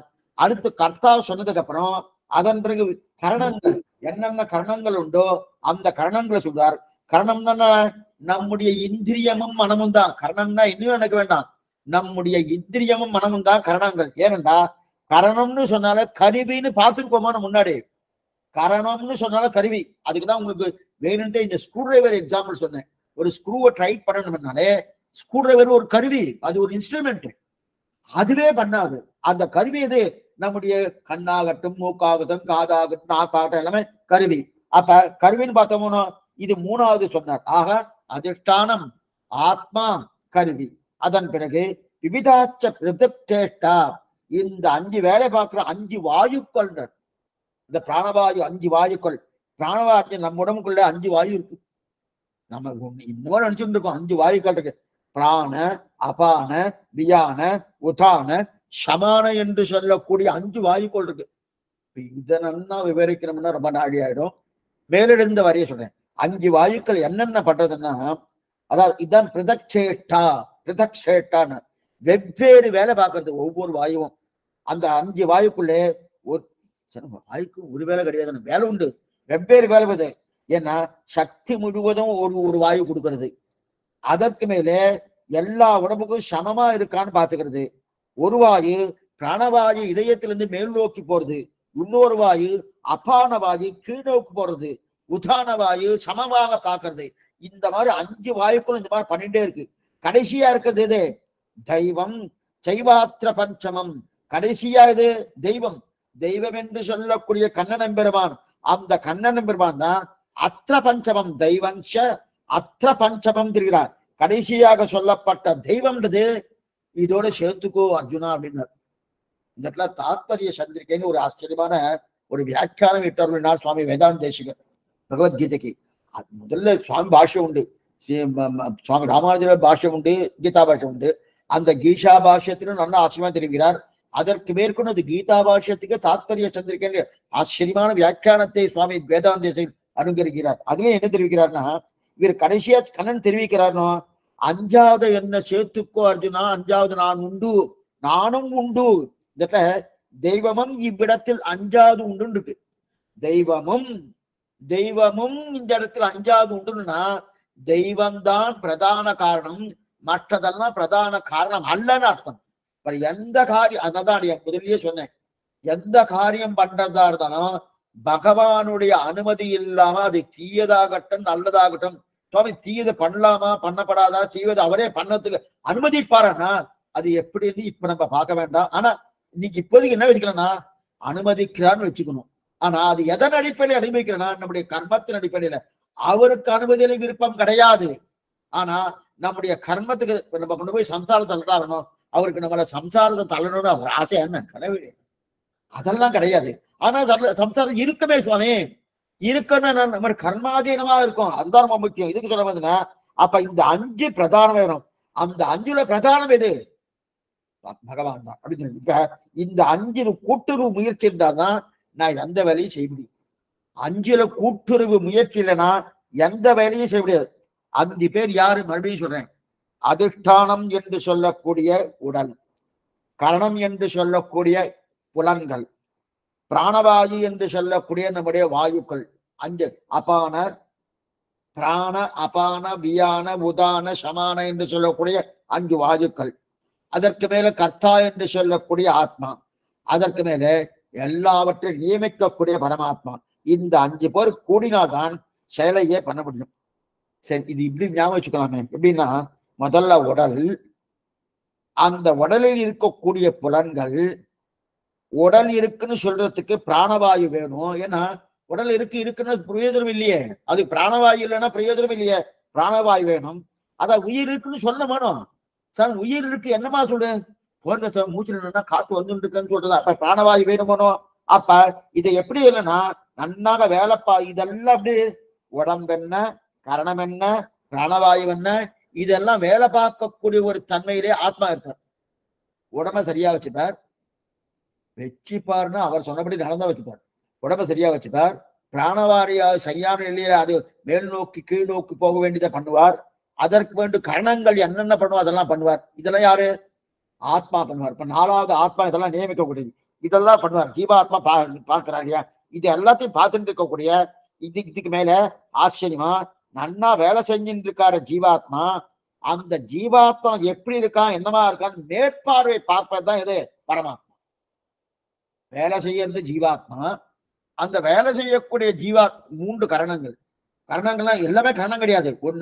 ஒண்ணு சரீரம், அடுத்தது பிராணவாயு, அடுத்தது கரணம். இந்த 3ஐயும் நியமிக்கக்கூடியது ஆத்மா. 5 வேலை செய்யறாரனோ, இந்த வேலை சரியா பண்றாரா மேற்பார்வை பார்க்கிறது பகவான். இந்த 5 பேர் இருக்கணும். இந்த 5 பேர் தான் பிரதானம். இந்த 5 இல்லைன்னா எந்த காரியம் நடக்காது. இப்ப நம்முடைய உடல் என்ன, நம்முடைய உள்ளம் என்ன, நம்முடைய ஆத்மா என்ன, இது 3க்கும் நிறைய நெருங்கின தொடர்பு இருக்கு. நெருங்கின தொடர்பு இருக்கு. இவ்வளவு ஏன்னா எவ்வளவு கிட்ட இருக்கு பாருங்க. இது இந்த 3ஐயும் நியமிக்கிறது யாரு? ஆத்மாதான். ஆத்மா தானே. அவ்வளவு தூரம் நெருக்கமா இருக்கும்போது இந்த ஆத்மாவின் செயலால நம்ம தூண்டப்பட்டு நல்லதே பண்ணிருக்கிறோமோனோ, அந்த நல்ல காரியத்தை பண்ணாம தீய காரியத்தை பண்றேன்னு நினைக்கிறோமோனோ. இததான் கண்ணனே வருத்தம். அர்ஜுனா, நீ என்ன நினைக்கிற? நீயா பண்ணிட்டு இருக்க நினைக்கிற. ஆனா நீயே ஒண்ணும் பண்ணல அர்ஜுனா. நான் இருக்கேன், நான் இருந்துதான் நியமிக்கிறேன். அப்படி நியமிக்கச்சே நீ தவறான பாதைக்கு நீ போயிட்டு இருக்கியே, என்னுடைய நியமனம் பிரகாரம் எல்லாம் போயிட்டு இருக்கேன்னு தெரிவிக்கிற. இந்த 5 பேர் சேர்ந்ததான் ஒரு காரியத்தை பண்ண முடியும். இப்ப இந்த விஷயத்த ஒத்துக்க முடியும்னா ஒத்துக்குதான், வேற வழி கிடையாது. காரணமே இருக்கணும். இப்ப அடைய பேசிட்டு இருக்கேன். நம்ம இந்த காலட்சேபமே எக்ஸாம்பிள், வேற எதுவும் வேண்டாம். பேசிட்டு இருக்கேன்னு இந்த வாயே எல்லாம் சொல்லுமான்னா இல்ல சுவாமி, ஆத்மாவை ஞானம் வந்ததான். அப்ப கரணம் இது வாய் கரணம், அதற்கு மேல அதிஷ்டானம் சரீரம், அதற்கு மேல ஆத்மா தான் நியமிக்கிறது. இதெல்லாம் இருக்கு சுவாமி. பிராணனே இல்லைன்னா பிரயோஜனம் இல்லை. பிராணம் இருந்தாலும் எல்லாமே இருக்கு சுவாமி. பகவான் அவரெல்லாம் ஒண்ணுமே முடியாது. அப்ப அவரும் சேர்ந்திருக்கா இல்லையா?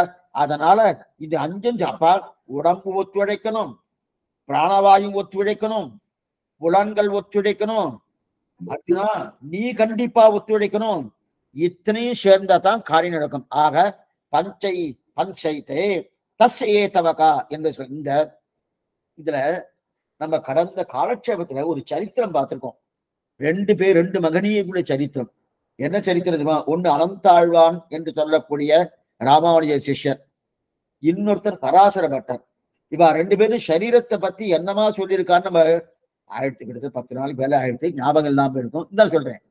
அனந்தாழ்வான் சரீரத்தை தியாஜ்யம், சரீரம் வேண்டாம் வேண்டாம் வேண்டாம், இந்த உடம்பே வேண்டாம், இன்னின்ற நேர்மை இனியாமராமன் அப்படின்னு சொல்லிட்டு இருக்காரு. அந்த நிலையை அங்க பார்த்தோம். ஆனா அது இன்னும் பூர்த்தி பண்ணல. அதே போல பராசர பட்டருங்க பெரியவர் புறத்தாழ்வாடைய திருக்குமாரன், அவர் என்ன சொல்றா, சரீரத்தை நன்னா போஷிக்கிறார், இதுக்கு என்ன அலங்காரம் உண்டு எல்லா அலங்காரம் பண்ணிக்கிறார். இவரோ வேண்டாம்னு சொல்லிட்டு இருக்கார், அவரே எல்லாத்தையும் பண்ணிட்டு இருக்காரு. சுவாமி இதுக்கு என்ன சுவாமி அர்த்தம்னா ரெண்டுமே உண்டு, ரெண்டுமே ஆச்சரியமான ஒரு எக்ஸாம்பிள் சொல்றா பாருங்க. இப்ப அந்த அனந்தாழ்வாங்க பெரியவர் அவர் என்ன பண்ணார், இந்த சரீரம் வேண்டாம் வேண்டாம் வெறுக்கிறாரு. இது வேண்டாம், இது வேண்டவே வேண்டாம், இது வெறுத்து மட்டுமல்ல, இந்த சரீரத்தை ஆயிடுச்சுன்னா அவரு புஷ்பம் கடிச்சு இன்னைக்கு தோமால சேவல் பண்ணிட்டு இருக்காரு திருவேங்கடபடியானுக்கு.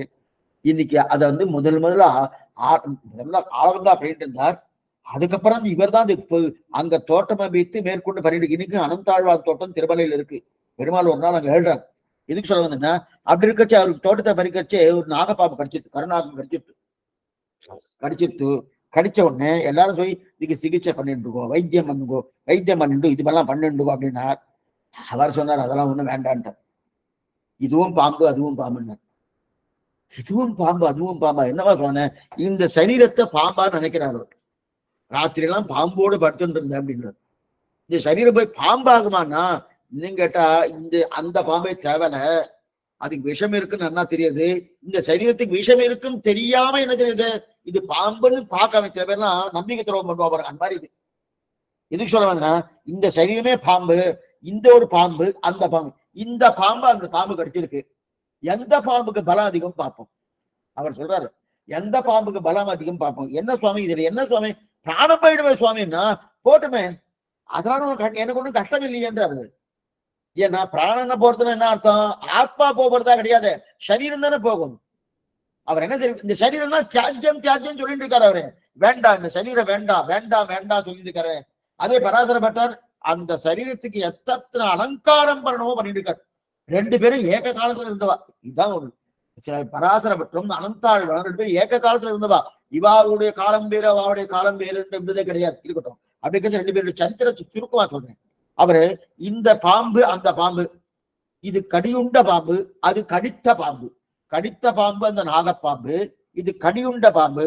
கடியுண்ட பாம்புக்கு பலம் அதிகமா இருந்துன்னு வச்சுக்கேன். கடியுண்ட பாம்பு இந்த சரீரம் என்ன பண்ணுவோம், அப்படியே வார்த்தமால எடுத்திருக்காரு. கடியுண்ட பாம்புக்கு பலம் அதிகமா இருந்ததுன்னா பிராணம் போகாது. இப்ப போகாதுன்னா இங்கே இருந்துட்டு இருக்க போறேன், இங்க திருமலையிலே கைங்கரியம் பண்ணிட்டு இருக்கேன். அப்படின்னா என்ன பண்ணுவேன், பலம் அதிகமா இருந்ததுன்னா மேற்கொண்டு இங்க கைங்கரியம் பண்ணணுமோ, சரி இருக்கட்டும், அதுக்கு பலம் அதிகம் இருந்ததுதான். கடித்த பாம்புக்கு பலம் அதிகமா இருந்தது என்ன ஆகும்னா, கடித்த பாம்புக்கு பலம் அதிகமா இருந்தா பிராணம் போயிடும். இங்க இருந்து நான் கிளம்பிடுவேன்.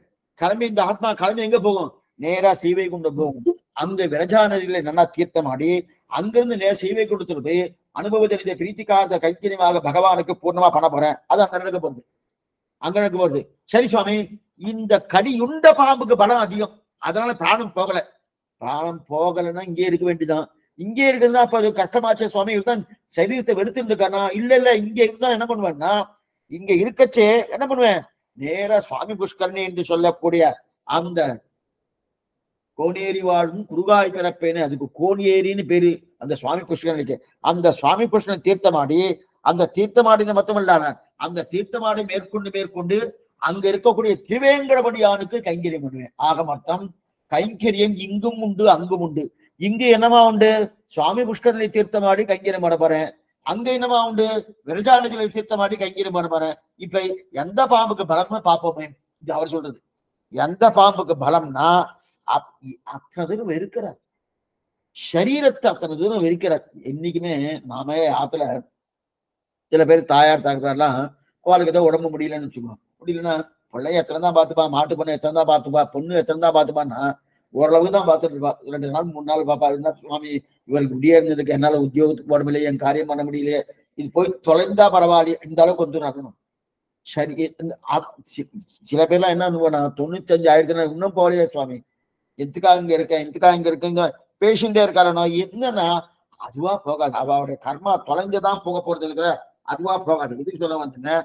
அப்படி இருக்க செய்தே இங்க இருந்து அங்க போயாச்சுன்னா பரவாசிதம் எங்கிரியும், இங்க போயாச்சுன்னா திருவேங்கடமணி வைகுண்டேதி பரையலோகே சியாசாத்தம் ஜெகத்பதிகே ஆத்தே விஷ்ணு சிஞ்சாத்மா பக்தைகி பாகவதை சகான்னு அப்படின்னு தெரிவிக்கிறா இல்லையா. கைங்கரியம் எங்க உண்டுன்னு தெரிவிச்சிருக்கிறா. அப்ப இந்த பெருமாள் எப்படிக்கா சொல்றேன்னா, அப்ப இங்கேயும் உண்டு அங்கேயும் உண்டுன்னு இருக்கச்சே இந்த சரீரம் வேண்டாம் வேண்டாம் வேண்டாம் வேண்டாம் சொல்றா இல்லையா. இந்த சுவாமி புஷ்கரணி எங்க இருக்கு தெரியுமா? வராகனுடைய பெருமாள் சன்னதிக்கு எய்த்தா வந்தா சுவாமி புஷ்கரணி. அந்த புஷ்கரணி தான் தீர்த்தவாரம் நடக்கும். ஆச்சரியமான அதுக்கு சக்கரஸ்தானம் சொல்லுவார். அங்க முதல்ல வராகர் தான் வந்தார். அவர் தான் அவருடைய அதுக்கு கஷேத்திரமே வராக கஷேத்திரம் தான் பேரு. இன்னைக்கும் வராக கஷேத்திரம் தான் பேரு. இவர் என்ன பண்ணார், தபஸ் பண்ணணும், எனக்கு கொஞ்சம் இடம் கொடுன்னார்.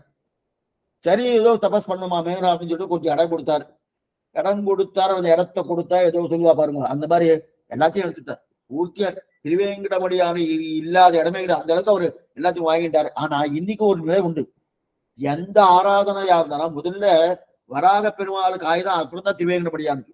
என் நிச்சயப்படி ஆராதனைலாம் ஆகிட்டு இருக்கணும். தீர்த்தமாகட்டும், அதுவே திருவாராதனை ஆகட்டும், மேற்கொண்டு பிரசாதங்கள் கண்ட்ரோல பண்றதாகட்டும், எதுவா இருந்தாலும் எல்லா பூஜையும் புனஸ்காரமையா இருக்குன்னா முதல்ல அவருக்கு தான். அவருக்கு முடிஞ்சு வராக நாயனார் வராக பெருமாள் முடிஞ்சதுக்கு அப்புறம் தான் ஸ்ரீவைகுண்ட விரக்தாய சுவாமி புஷ்கரணி தடே ரமயா ரமணானாய வெங்கடேஷாய மங்கலம் தெரிவிக்கிறார் இல்லையா. அந்த ஸ்ரீவைகுண்ட விரக்தி ஏற்பட்டு பகவான் இங்க வந்துட்டாராம். அங்க ஒன்றும் பிரயோஜனம் இல்லை, அது ஒரு பிரயோஜனம் இல்லை, நம் குழந்தைகள்லாம் இங்க சிரமப்பட்டு இருக்காரு அப்படின்னு இங்க சீனிவாசனாக வந்து அவதாரம் பண்ணார்னு தெரிவிக்கிறார். இதுக்கு சொல்ல வந்தேன்னா அப்படிப்பட்ட நிலைதான். அப்ப அவருக்காக இருக்கச்சே அவரே இங்க இறங்கி வந்துக்கார். இப்ப நாம சரீரத்தை வச்சுட்டு இந்த சரீரத்தின் மூலமா அவருக்காக இருக்கிறத விட்டுட்டு நாம நமக்கே சரீரத்தை பார்த்துட்டு இருந்தா பிரயோஜனம் இல்லையோன்னு இதுக்கு சொல்ல வேணா. அப்ப அவனுக்காக இருக்கணும். அப்படி விபரீதமான செயல்களை ஈடுபடப்படாது. ஆனா ஈடுபடுறோம். அதத்தான் அனந்தாழ்வான் சொல்றாரு, வேண்டாம் இங்க வேண்டாம். இந்த பாம்பு பலமா இருந்துச்சுன்னு வச்சுக்கேன், இந்த பாம்பு கடியுண்ட பாம்பு, இந்த பாம்பு பலமா தான் கோனேரியில தீர்த்தமாடி தீர்த்தமாட போறேன், திருவேங்கடம் கைங்கரியம் போறேன். இந்த பாம்பு பலம் இல்லை, அந்த பாம்புக்கு பலம் இருந்ததுன்னா விரஜையில தீர்த்தமாடி அங்க போய் கைங்கரியம் பண்ண போறேன்னு சொல்லுவாங்க அப்படின்னு தெரிவிக்கிறா இல்லையா. அப்படி இருக்கச்சே சரி சுவாமி, இது அனந்தாழ்வான் இல்லை. இப்ப பராசர் பாட்டை என்ன தெரிவிக்கிறாருன்னா, நன்னா அலங்காரம் பண்ணிப்பார்.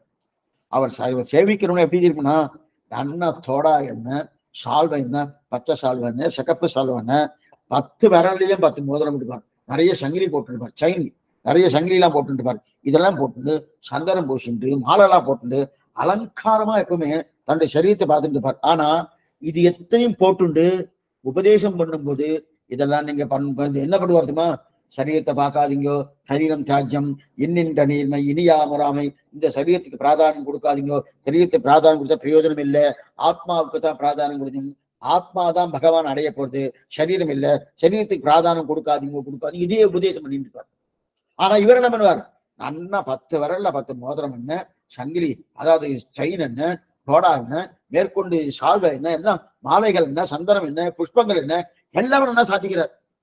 இதை நிறைய சிஷ்யாலாம் பார்த்துட்டு இவர் சொல்றது வேற மாதிரியா இருக்கு, இவர் செய்யறது வேற மாதிரியா இருக்கு. சொல்லுவதோ சரீரம் வேண்டாம், சரீரம் தியாத்தியம் சொல்லிட்டு மேற்கொண்டு இவர் மட்டும் பண்ணிட்டே இருக்காரு சுவாமி. சில பேர்லாம் உபன்யாசம் பண்ணும்போது அவ பண்ணமாட்டா. அவ பண்ணாம என்ன பண்ணுவா, இன்னொருத்தர் உபதேசம் பண்ணுவார். உபதேசம் பண்ணும்போது சுவாமி நீர் பண்ணல, எனக்கு கிடையாது சுவாமி, உமக்குதான் அது அப்படின்னு இல்லையா. அது பகவான் சொன்னா உண்டு. பகவான் உபதேசம் பண்ணலாம், அவர் அனுஷ்டானத்தை கொண்டு வரணுங்கன்னா சாஸ்திரப்படி பகவான் நடக்கின்ற அவசியம் கிடையாது. இந்த இதே விஷயத்தை பராசர பட்டர் தெரிவிப்பார். கண்ணன் தான் சரி, ராமன் சரி கிடையாதுன்னு. ஏன்னா கண்ணனுக்கு தான் என்ன சொல்றதோ அதுதான் சாஸ்திரம். ராமன் சாஸ்திரப்படி தான் நடக்கணும்னு நினைப்பார். சாஸ்திரமே அவர்கிட்ட வழக்கா இருக்கச்சே சாஸ்திரத்துக்கு கட்டுப்பட வேண்டிய பகவான் கட்டுப்பட வேண்டிய அவசியமே கிடையாது.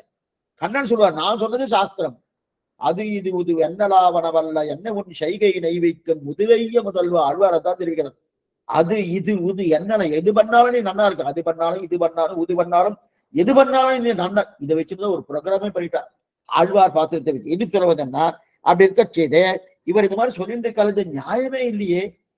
இவர் என்ன தன் சரீரத்தை நன்னா போஷாக்குறாரு, அலங்காரம் பண்ணிக்கிறார், என்னென்ன உண்டு அத்தனையும் பண்ணிக்கிறார். உலகத்தை உபதேசம் பண்ணும்போது மட்டும் சரீரத்தை பார்க்காத ஆத்மா பாரு ஆத்மா பாரு அப்படின்னு சொன்னார். உடனே ஒரு சுவாமி 2 சுவாமி என்ன பண்ண, தைரியத்தை வரவச்சுண்டு நேரா சுவாமிகிட்ட போன, சுவாமி தேவர் நல்லா உபதேசம் பண்ணிட்டு நன்னதான் இருக்கு, கேட்கறது நல்லா இருக்கு, ஆனந்தமா இருக்கு. ஆனா நீர் பண்ணிட்டு இருக்கிற, நீர் இந்த மாதிரி பண்ணிட்டு இருக்கிற, நீ சொல்றது என்னது, சரீரத்தை பார்க்காத ஆத்மா பாரு, சரீரத்தை பார்க்காத ஆத்மா பாருன்னு சொல்லி. ஆனா நீர் சரீரத்தை பார்த்துட்டு இத்தனை சங்கிலி என்ன, இத்தனை தோடா என்ன, இத்தனை சால்வை என்ன, இத்தனை மோதிரங்கள் என்ன, இத்தனை புஷ்பங்கள் என்ன, இத்தனை சந்தனம் என்ன, இது எத்தனை நீங்க பண்ணிட்டு இருக்கிறே, இதெல்லாம் எதுக்கு சுவாமி பண்ணிட்டு இருக்கிற அப்படின்னு கேட்ட உடனே, இதெல்லாம் அலங்காரம்லாம் உன்னுடைய அபிப்பிராயத்தால இது வேறு, என்னுடைய அபிப்பிராயத்தால வேறுன்னு. உன்னுடைய அபிப்பிராயத்தால இதுக்கு அர்த்தமே வேறு, என்னுடைய அபிப்பிராயத்தால இதுக்கு அர்த்தமே வேறு அப்படின்னாரு. ஏன்னா உன் நினைவே வேறு, என்னுடைய நினைவே வேறு. நீ என்ன நினைக்கிற, இந்த மோதிரம் போட்டுக் கொள்வதோ, இந்த செயின் போட்டுக்கிறதோ, சங்கிலி போட்டுக்கொள்வதோ, தோடா போட்டுக் கொள்வதோ என் உடலுக்கு அலங்காரம் நீ நினைக்கிற. நான் அந்த அபிப்பிராயத்துல நான் பண்ணல. சுவாமி சொல்றாரு பராசரம் எடுத்துட்டு, நான் அந்த அபிப்பிராயத்துல பண்ணல. இந்த உடம்புக்குள்ள பகவான் இருக்காரனோ, பகவான் எழுந்தருளிக்காரன். ஒவ்வொரு நெஞ்சத்துக்குள்ளும் பெருமாள் எழுந்தருள் உள்ளார். நெஞ்சமே நீல் நகராக இருந்த என் தஞ்சனே, தன்னிலங்கைக்கு இறையை செற்ற நஞ்சனே ஆழ்வார். நெஞ்சமே நீல் நகராக, இந்த நெஞ்சத்துக்குள்ள பகவான் பூர்ண. அதனால்தான் பிரகலாதன மலையிலிருந்து ஊட்டுறார். இரண்ய கசிப்பு மலையிலிருந்து உருட்டி போடுவார், பிராணம் போகட்டும். இவர் என்னன்னா இரண்யாய நமகான்னு சொல்லாக ஓம் நமோ நாராயணாய ஓம் நமோ நாராயணா சொல்லிட்டு இருக்கான். வேண்டாம், இந்த குழந்தைய வேண்டான்னு அவனை எப்படியா சாகடிக்கிறன்றதுக்காக மலையிலிருந்து உருட்டுறச்சே பிரகலாதனோ, நம்ம சரீரம் போக போறது, நான் பிராணம் போக போறது பயப்படணும். பயமே இல்லாம இந்த நெஞ்சத்தை இப்படி பிடிச்சிட்டு இருக்கானோ. ஏன் சுவாமி, இந்த நெஞ்சத்துக்குள்ளதான் பகவான் இருக்கார், அவருக்கு எந்த விதமான ஆபத்து வரப்படாது. இதான் நெஞ்சமே நீலழகாக இருந்த என் தஞ்சனேன்னு தெரிவிக்கிறார். அப்படி இருக்க செய்து அதனால விஸ்வஸ்ய ஆயத்தனம் மகத்து சாஸ்திரமே சொல்றது. விஸ்வஸ்ய ஆயத்தனம் மகத்துன்னு உபனிஷத் சொல்றதுனோ, நம் உள்ளத்துக்குள்ளேயும் உடலுக்குள்ளேயும் பெருமாள் எழுந்திருக்கிறார். அவர் எந்த இடத்தில் இருக்கிறாரோ, என்ன பாருங்க, பெருமாள் எங்க எழுந்திருக்காரோ அங்க சந்தனம் பூசணமோனோ, அங்க அலங்காரம் பண்ணணுமோனோ, அங்க மாலை கட்டணமோனோ, அங்க திரை போடணுமோனோ, அங்க அமுது செய்யணுமோனோ, அங்க சக்கரமங்கள் கொடுக்கணுமோனோ, இது இத்தனையும் பண்ணணுமோனோ. அதனால என்னுடைய சரீரத்துக்குள்ள பகவான் எழுந்திருக்கிறபடியாலே பட்டம் சொன்னார். அதனால என்ன, என் பகவான் இருக்கிறபடியாலே என்ன நினைக்கிறேன், இதெல்லாம் பகவான் வீட்டிருக்கக்கூடிய திருக்கோயில் இந்த சரீரம், இந்த நெஞ்சு. அதனால என்ன, இந்த சரீரத்துக்கு அலங்காரம் பண்றேன். என்ன அலங்காரம் பண்ண, நகநட்டுக்கு போட்டுக்கிறேன், நல்லா சால்வை போட்டுக்கிறேன், தோடா போட்டுருக்கேன், சங்கிலி போட்டிருக்கேன் அப்படின்னு நினைக்கிறேன். நீ நினைக்கிற மாதிரி இது என் சரீரன்றதுக்காக பண்ணல. அப்ப என்ன, இது பகவான் வீட்டிருக்கக்கூடிய திருக்கோயில். செங்கல் திருக்கோயில் சங்கிடுவான் போதன்றான். 14வது பாசுரம் திருப்பாவையில. உங்கள் பழக்கடை தோட்டத்து வாவியில் செங்கை நீர்வாய் நிகழ்ந்து ஆம்பல்வாய் கும்பினவான் செங்கல் புலிக்கூரை வெண்பல் தவத்தவர் தங்கள் திருக்கோவில் செங்கிடுவான் போகின்றான். தங்கள் திருக்கோயில் செங்கிடுவான் இருக்கு இல்லையா, அந்த சப்தத்தில் இந்த அர்த்தத்தையும் எடுக்கிறார் பெரியவாச்சன். இந்த அர்த்தத்தை எடுக்கிற இதுக்கு சொல்லுவதுன்னா, அப்படி இருக்கச்சே அலங்காரம், அதனால அலங்காரம் பண்ணி தேவைக்கிறீங்க நீ இதுல. அதனால இந்த மாதிரி நீ நினைக்கிற மாதிரி, ஓ இது என் சரீரம், என் சரீரத்துக்காக பண்ணினேன் அப்படின்னு அர்த்தம் இல்லைன்னு சொன்னார். உடனே நமக்கு என்ன திரும்ப தோணும்? சரி சுவாமி, நானும் அலங்காரம் பண்ணிக்கிறேனே, நானே எல்லாம் பண்ணிக்கிறேனே, நானே இதே மாதிரி பண்ணிக்கிறேனே, எதுக்காக பண்ணிக்கிறேன்? பெருமாள் வீட்டிருக்கார், பெருமாள் வீட்டிருக்கார், இந்த மனசுக்குள்ள பெருமாள் இருக்கார், மனசுக்குள்ள பெருமாள் இருக்கிறதுனால நான் இத்தனை அலங்காரம் பண்ணிக்கிறேன், நன்னா பண்ணிக்கிறேன், ஒட்டியானம் போட்டுக்கிறேன், பெண்கள்லாம் ஒன்று படிக்கிற அளவுக்கு நன்னா படை வச்சுக்கிறேன், பெட்டியானம் போட்டு இந்த மனசுக்குள்ள பகவான் இருக்காருன்னா இது இருக்காருன்னு பண்ணக்கணும்னா என்ன அர்த்தம்னா இது உண்மையா இருக்கணும். அவர் அது உண்மையா நினைக்கிறார். நினைச்சபடியாலே அவர்களுடைய மனசிலையாகட்டும், அவருடைய காரியமாகட்டும், அவருடைய சிந்தனையாகட்டும், மேற்கொண்டு அவர் பண்ணக்கூடிய கைங்கரியங்களாகட்டும், பகவத் கைங்கரியம் பாகவத கைங்கரியம் மற்றொன்னு கிடையாது. அவருடைய நிலையிலே எதுவுமே கிடையாது. அந்த மாதிரி இருக்கிறவன்னா 1100 நேரம் ஆயிடுச்சுன்னா அவாவ அடியர் இல்லை. என்ன நிலைக்கு பாருன்னா என்னன்னா ஒரு லௌகீகமா என்னென்ன உண்டோ எது ஆகாரம் பண்ணோம், ஏதாவது திருவாராதனம் பண்ணோம், வேற உண்டோ அதுக்குதான் பண்ண போறோமே தவிர எப்பவும் பகவத் சிந்தனையும் இருக்க போறோமா இல்லையே. எப்பொழுதும் நாள் திங்கள் ஆண்டு ஊழி ஊழி தரும் அப்பொழுது இந்த நிலை பராசர பட்டிருக்கார். நமக்கு அந்த நிலை இல்லையே. ஏன்னா அந்த நிலை உண்மையா அப்ப உண்மையா இருக்கிறவா பண்ணலாமா சுவாமினா? தாராளமா பண்ணலாம். இப்ப நான் இருக்கேன்னா நீ பராசர பட்ட இல்லைன்னு தான் சொல்லணும். ஏன் சொல்லனா உண்மை இருக்கலையே. இருந்திருந்தேன்னா இந்த வார்த்தையை பேச மாட்டேன். அவர் பண்ணாரே நான் பண்றேனேங்கிற வார்த்தை வருமானா? வரவே வராது. உனக்கு இந்த மாதிரி ஒரு கம்பாரிசனே வரதுக்கு வாய்ப்பே கிடையாது. நான் பகவானை அனுபவிக்கணும், அவருக்கு கைங்கரியம் பண்ணணும் அப்படின்ற உனக்கும் பகவானுக்கும் தொடர்பு மட்டும்தான் இருக்குமே தவிர பராசர பட்டர் என்ன பண்ணார், இவர் என்ன பண்ணார், அவர் என்ன பண்ணார், இதுல என்ன குறை இருக்கு, இதுல என்ன நிறைய இருக்கு, எதெல்லாம் எடுத்துக்கலாம், இந்த எண்ணமே வராது. எப்ப இந்த எண்ணம் வருதோ அப்ப உனக்கு பராசர பட்டர் நிலையே இல்லை. அவருக்கு அந்த எண்ணம் இல்லையே. அந்த எண்ணம் இல்லாதபடியாதே அப்படி தெரிவிக்கிறாடியே. இப்ப 2 மகச்சாரிகளுடைய நிலையை பாக்குறோம். ஒரு அனந்தாழாங்கிற பெரியவர் இந்த சரீரம் தியாஜம்னார். அதே பராசர பட்ட பெரியவர் சரீரத்தை என்னமா ஆனந்தமா இருக்குன்னா சந்தனம் என்ன, புஷ்பம் என்ன, தோடா என்ன, இதெல்லாம் பண்றது அப்படின்னா சரி சுவாமி. இப்ப அனந்தாழ்வான் சொல்றது இந்த சரீரம் மதிக்கத்தக்கது அல்ல, மதிக்கத்தக்கர் அல்ல அப்படின்னா இந்த 2 பேரோட அபிப்பிராயம் வேறு. தாழ்ந்த உடல் ஒருத்தர் சொல்லிட்டார், இன்னொருத்தர் மதிக்கக்கூடிய உடல்னு சொல்றார். என்ன பாருங்க, ஒருத்தர் தாழ்ந்த உடல்னா அனந்தாழ்வாடைய திருவாக்கு தாழ்ந்த உடல், அதே பராசரனுடைய திருவாக்கு மதிக்கத்தக்க உடல். இப்ப நம்ம குழப்பமா இருக்கு. என்ன சுவாமி இந்த சரீரத்தை எடுத்துக்கணுமா வேண்டாமா? இப்ப அனந்தாழ்வான் வழி போனோம்னா சரீரம் வேண்டாம், பராசரப்பட்டு வழி போகணும்னா சரீரத்தை எடுக்கணும். அப்ப இது தாழ்ந்ததா இந்த சரீரம் மதிக்கத்தக்கதான்னா அவர் சொல்றதை கேட்கும்போது இந்த பக்கம் சொல்லுது, அனந்தாழ்வான் சொல்லுதை கேட்கும்போது நியாயப்படுறது வாஸ்தவம் தான் சுவாமி, அவர் சொல்றது உண்மைதான், வேண்டாம் இந்த சரீரம் வேண்டாம் சொல்லுது. அதே இந்த பக்கம் பராசரப்பட்டுடைய திருவார்த்தை கேட்கும்போது வாஸ்தவம் தான் சுவாமி, பெருமாள் இருக்கான அலங்காரம் பண்ணணும் அப்படின்னு சொல்றதுனோ. ஆனா இப்ப எது சுவாமி எடுத்துக்கிறதுனா அர்த்தம் என்ன தெரியுமா? இது எதற்காக பயன்படுத்தப்பட்டதோ அந்த படைக்கப்பட்டது என்ன பண்ணுங்க, இது எதற்காக பயன்படுத்தப்பட்டதோ படைக்கப்பட்டதுடைய உபயோகம் என்னவோ அந்த படைக்கப்பட்டது உபயோகம் ஒழுங்கா இருந்ததுன்னா அது அந்த சரீரம் மதிக்கத்தக்கது. அந்த படைக்கப்பட்டதன் பயன் உபயோகப்பட்டால் அந்த சரீரம் மதிக்கத்தக்கது. படைக்கப்பட்டதன் பயன் உபயோகப்படாமல் இருந்தா அந்த சரீரம் மதிக்கப்படாது. இதுதான் ரெண்டுமே உண்டு. அனந்தாழ்வாடைய நிலையும் உண்டு, பராசரப்பட்டருடைய நிலையும் உண்டு. ஆனா எப்படி நிலை உண்டு? அனந்தாழ்வா நிலை இந்த சரீரம் பிரயோஜனம் இல்லை, பகவானுக்காக இருக்க வேண்டியது சரீரம் ஆத்யங்கொடு தர்மசாதனம். சரீரம் எதுக்கு பகவான் நம்ம கொடுத்திருக்காருன்னா தர்மசாதனம் பண்றதுக்கு, கோயில் காரியம் பண்றதுக்கு, பிரஜைகளை பூர்ணமாக அவளுக்கு கைங்கரியம் பண்றதுக்கு, தேசத்துக்கும் அதே போல இருக்கக்கூடிய ஸ்ரீ வைஷ்ணவர்களுக்கும் பாகவதர்களுக்கும் பக்தர்களுக்கும் பகவானுக்கும் கைங்கரியம் பண்றதுக்காக சரீரம் கொடுத்திருக்கு. எனக்கு நானே பண்ணிட்டு இருந்தா அப்ப கொடுக்கப்பட்டதன் பயன் அந்த சரீரம் அடையல, அந்த சரீரம் தியாஜ்யம். இது அனந்தாழம். அதே பராசரப்பட்டார் கொடுக்கப்பட்டதுடைய பயன் என்ன, அந்த பயன் கிடைச்சிட்டோனோ கிடைச்சபடியால் இந்த சரீரம் அப்படின்னா இதற்குள்ள பகவான் எழுதிருக்கார் அப்படின்னா அப்பன்னா இந்த பராசரப்பட்ட பிரகாரம் கண்டிப்பாக இந்த உடல் ஏற்றுக்கொள்ளத்தக்கது.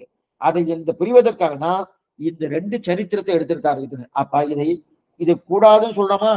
சொல்லலாம். அனந்தாழம் பிரகாரம் கூடுன்னு சொல்லலாமா? பராசரம். ஆக வாயினால் பாடி மனத்தினால் சிந்தித்து கைகளால் புஷ்பத்தாட்டி இதெல்லாம் உயர்ந்தது. ஏன்னா சரீரம் பண்ண முடியுமா? இப்ப நீங்க கேட்டுட்டு இருக்க அடியேன்னு சொல்லிட்டு இருக்கேன், சுவாமி சரீரம் தியாஜ்யம் சுவாமி, சரீரம் தியாஜ்யம் வேணும்னா அடியேன் சொல்லவே முடியாது, நீங்களும் கேட்க முடியாது.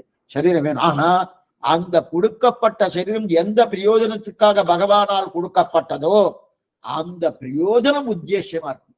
அந்த உத்தேசமா இருந்ததுன்னா அதுதான் பிரதானம். அப்ப இந்த ஆனா அதை பண்ணாம தப்பு காரியம் பண்ண வச்சுக்கோங்க.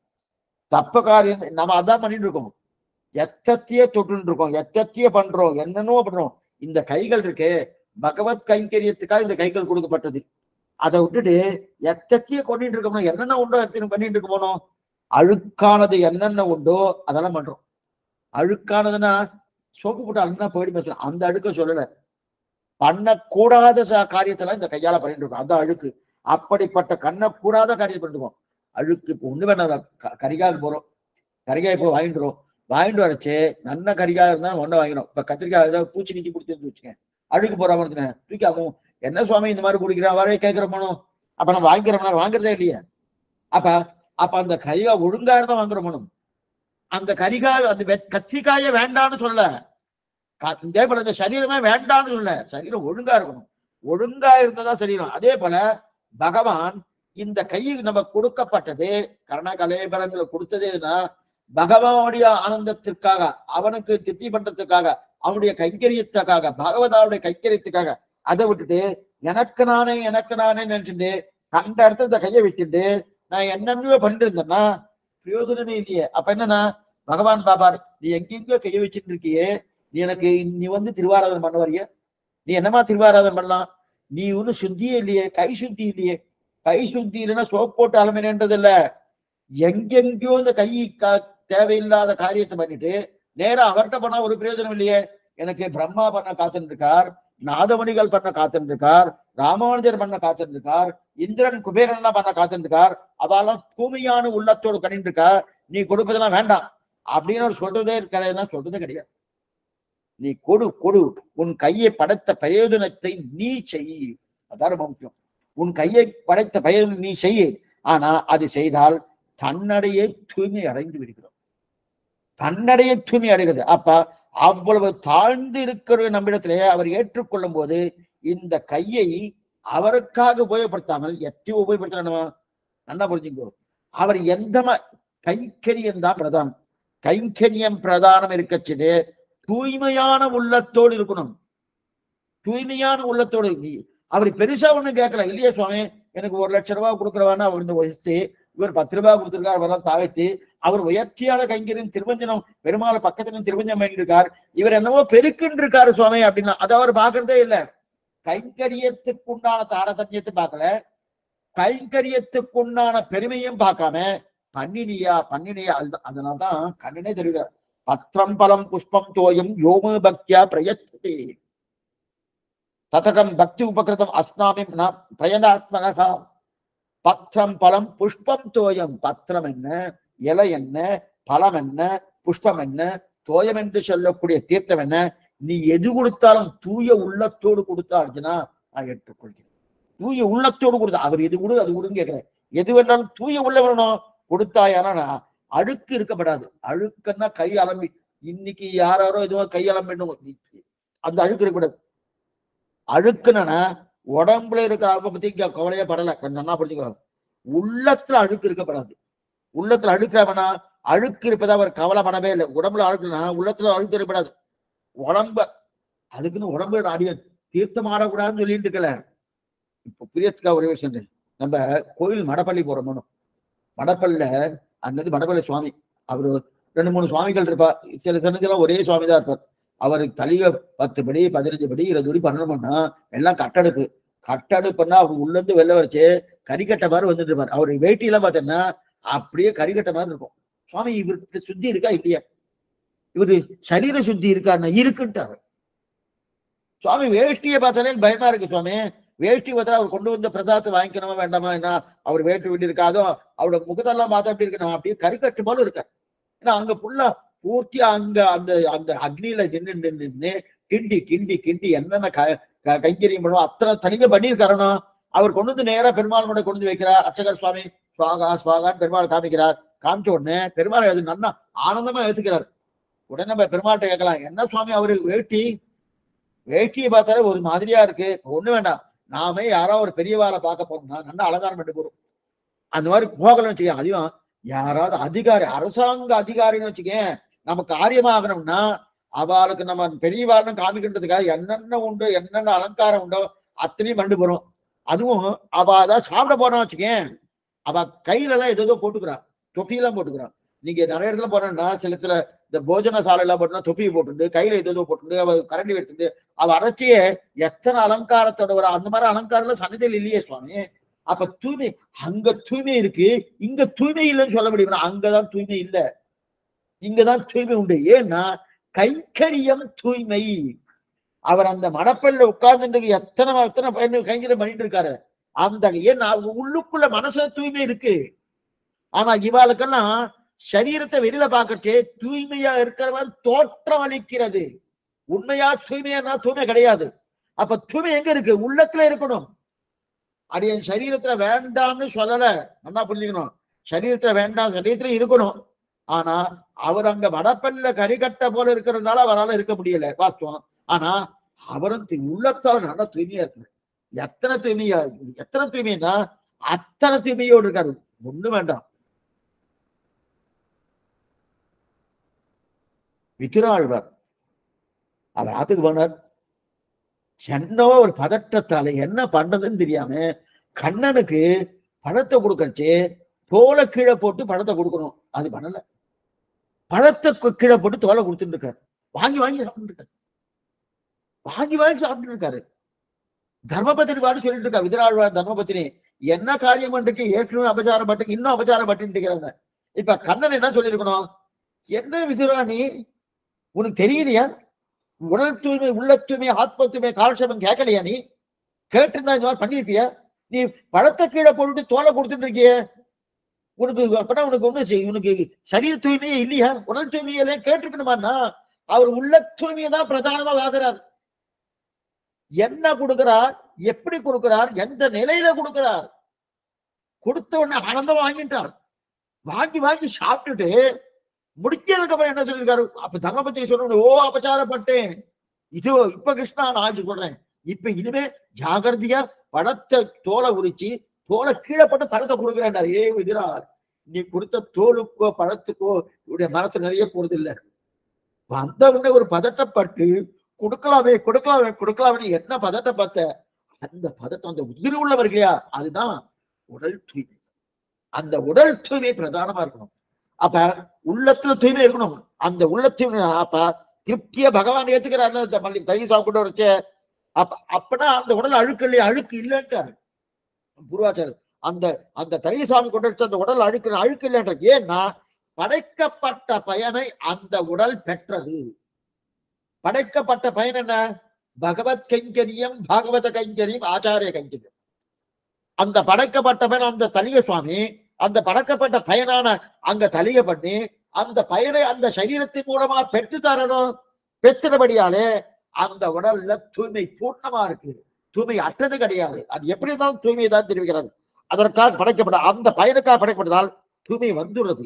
இல்லைன்னா அந்த உடல் தூய்மை இழந்தது போகும்.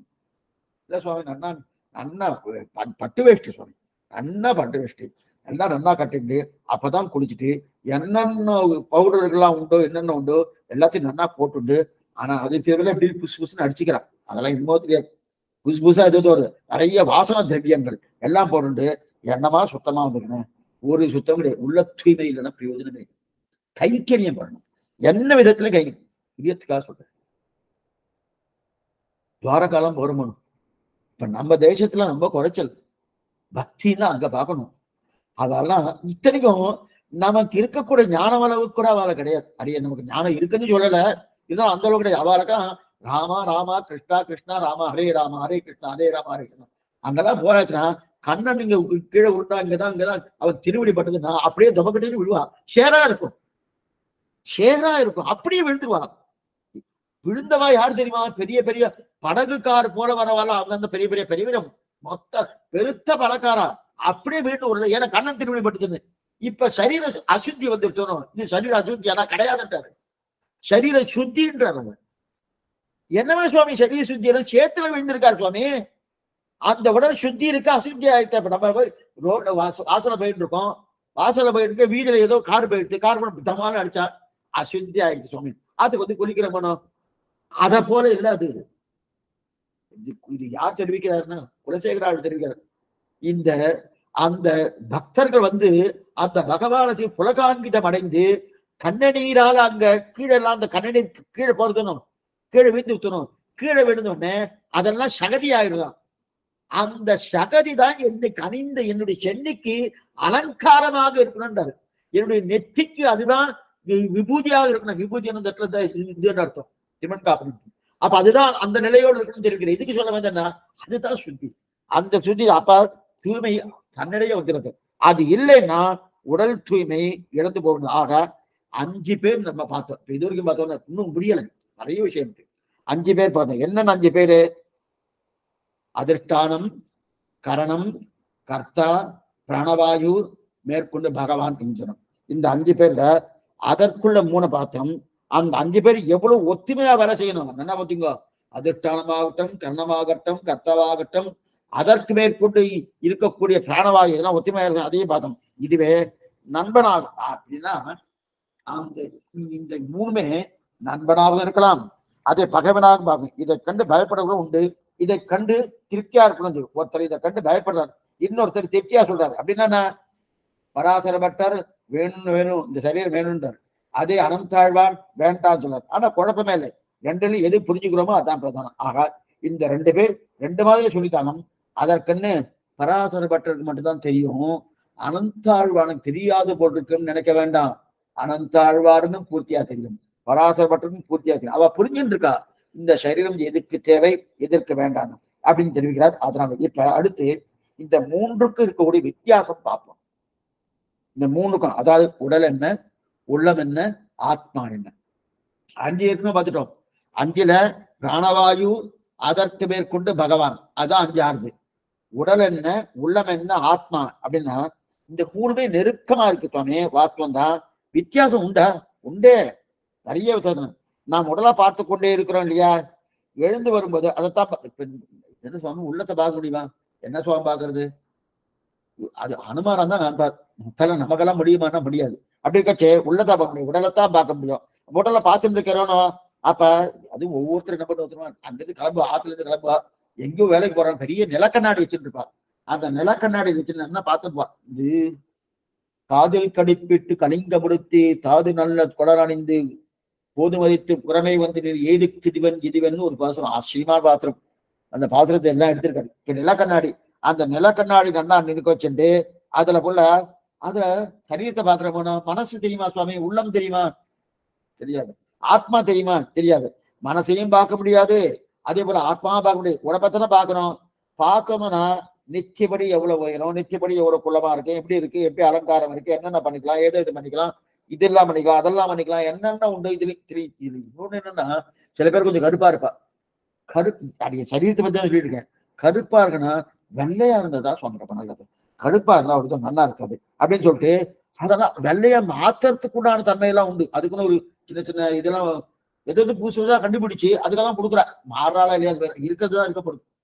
அது அநேகமா அடிய கூட 2 இடத்துக்கு போயிருக்கேன். கல்யாணம் வந்து ஏன் முதல் நாள் 6 மணிக்கு எல்லாரும் இந்த கை குலுக்கிறது, அப்புறம் இந்த செட்டு குடிச்சிட்டு இருக்கிறது எல்லாம் பண்ணுவாரணும். அப்ப வந்து முதல் நாள் காலட்சம் வைப்பா, சுவாமிக்கு வந்து 12 காலட்சமோ, ருப்பணி கல்யாணம், சீதா கல்யாணம், ஏதாவது ஒண்ணு சொல்லுங்கன்னுவான்.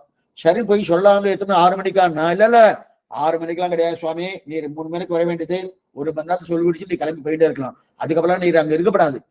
என்ன சுவாமின்னா, அதுக்கப்புறம் அவ 2 பேரும் எங்கேயே போயிடுவா, எங்க ஒரு கடைக்கு போயிடுவா, 5000 ரூபாய் 10,000 ரூபாய் கொடுப்பா. அடி எவ்வளவு அடியே தெரியாது, சும்மா பேத்துக்காக சொல்றேன், கொடுப்பா. அங்க ஏதோ அலங்காரம் பண்ணுவா. அலங்காரம் பண்றது நேரா வந்து நிப்பா, 6 மணிக்கு வந்து நிப்பா. 6 மணிக்கு கையில சண்டை பிடிச்சிட்டு நேரா வந்து நிக்கிறா. என்ன சுவாமின்றா, கருப்பா இருக்கிறவாள்லாம் நல்லா வெளுத்தாயிடுமா, அதே போல அலங்காரம் பண்ணிட்டா ரொம்ப நன்னா ஆயிடுவானா, பெருமாள் போல நன்னா ஆயிடுவானா. ஒன்னும் ஆப்போது, எத்தையும் ஆப்போது. எதுக்கு சொல்ல வந்தேன், பண்ணியிருந்தா நல்லது. ஏன்னா பண்ணிக்கலன்னா இன்னும் வந்து பார்த்தவா பயந்து போயிட்டானா, அதுக்காகவாது பண்ணிக்கணுமானோ, பண்ணிட்டு இருக்காங்க. இதுக்கு சொல்ல வந்தேன், அது பிரயோஜனம் போனது. கருப்பா இருந்தாலும் சிகப்பா இருந்தாலும் வெளுப்பா இருந்தாலும் எந்த நிலையில இருந்தாலும் பகவான் எடுத்துக்கிறான். இன்னும் கேட்டா கருப்பு தான் பகவானை பிடிக்கும். அவனுக்கு கிருஷ்ணன் பேர், அவனே கருப்பு, அவனுக்கு கருப்பு, அவனுக்கு வெள்ளை எதிர்த்து பிடிக்கும். பால் வெள்ளை பிடிக்கும், தயிர் வெள்ளை பிடிக்கும், வெண்ணெய் வெள்ளை பிடிக்கும், மற்றதெல்லாம் கருப்பு தான் அவருக்கு பிடிக்கும். எதுவா இருந்தாலும் கருமை கருமை கருமை, அந்த கருமை தான் பூர்ணமா இருக்கும். ரெண்டாவது உள்ளத்துக்குள்ள வெண்மை இருக்கான்னு பார்ப்பார், ஆத்மா வெண்மையா இருக்கான்னு பாக்குறது. அப்ப இந்த தூய்மை பிரதானமா இருக்கு இல்லையா, உடல் அலங்காரமோ சிகை அலங்காரமோ இது பிரதானமான தூய்மை அல்ல. உடல் அலங்காரமும் தூய்மை அல்ல. ஆனா அலங்காரம் உடல் அலங்காரம் வேண்டாம்னு சொல்லல. உடல் அலங்காரம் அமுக்கியம் தானே தவிர அது முக்கியம் கிடையாது. முக்கியமான அலங்காரம் எது? உள்ளம் அலங்காரம். அந்த உள்ளம் அலங்காரம் இருக்கணும். அந்த உள்ளம் அலங்காரம் இல்லாமல் உடல் அலங்காரம் சிகை அலங்காரம், சில பேர் சிகையெல்லாம் அதுக்குன்னு தனியா நினைவு பண்ணிட்டு இருப்பா. அதெல்லாம் ஏன் இதெல்லாம் எப்ப உடல் உள்ளம் ஆத்மா இந்த மூன்றுத்துக்கும் என்ன பேர்னா அதிஷ்டானம் கரணம் கர்த்தா.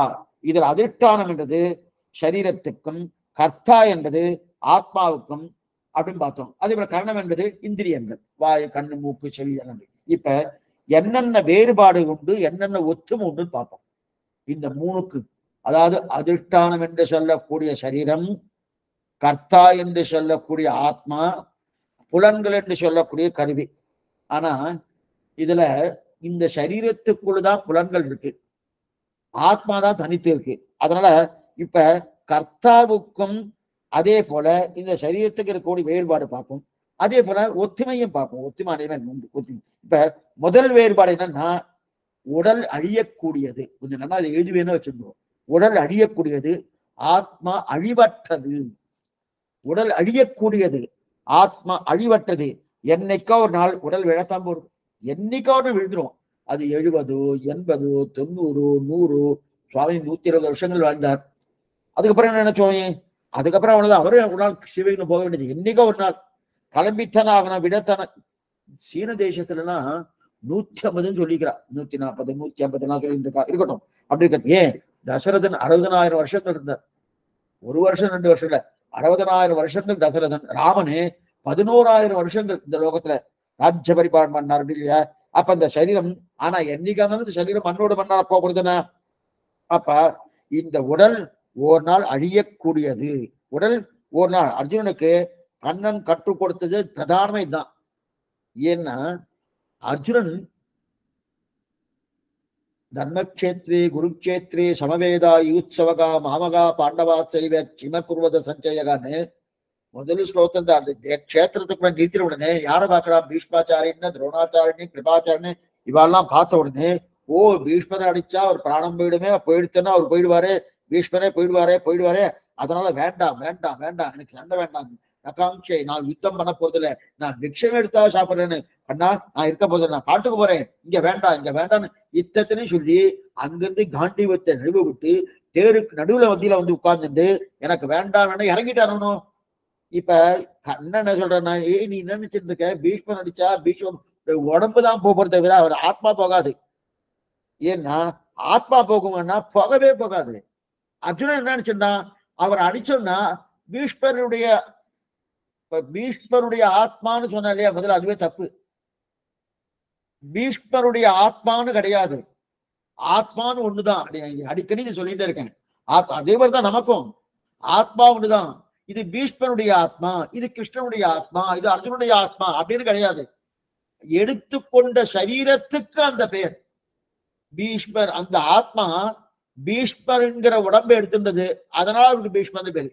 இந்த ஆத்மா துரோணர் என்கிற உடம்பை எடுத்துட்டது, அதனால துரோணாச்சாரியன் பேரு.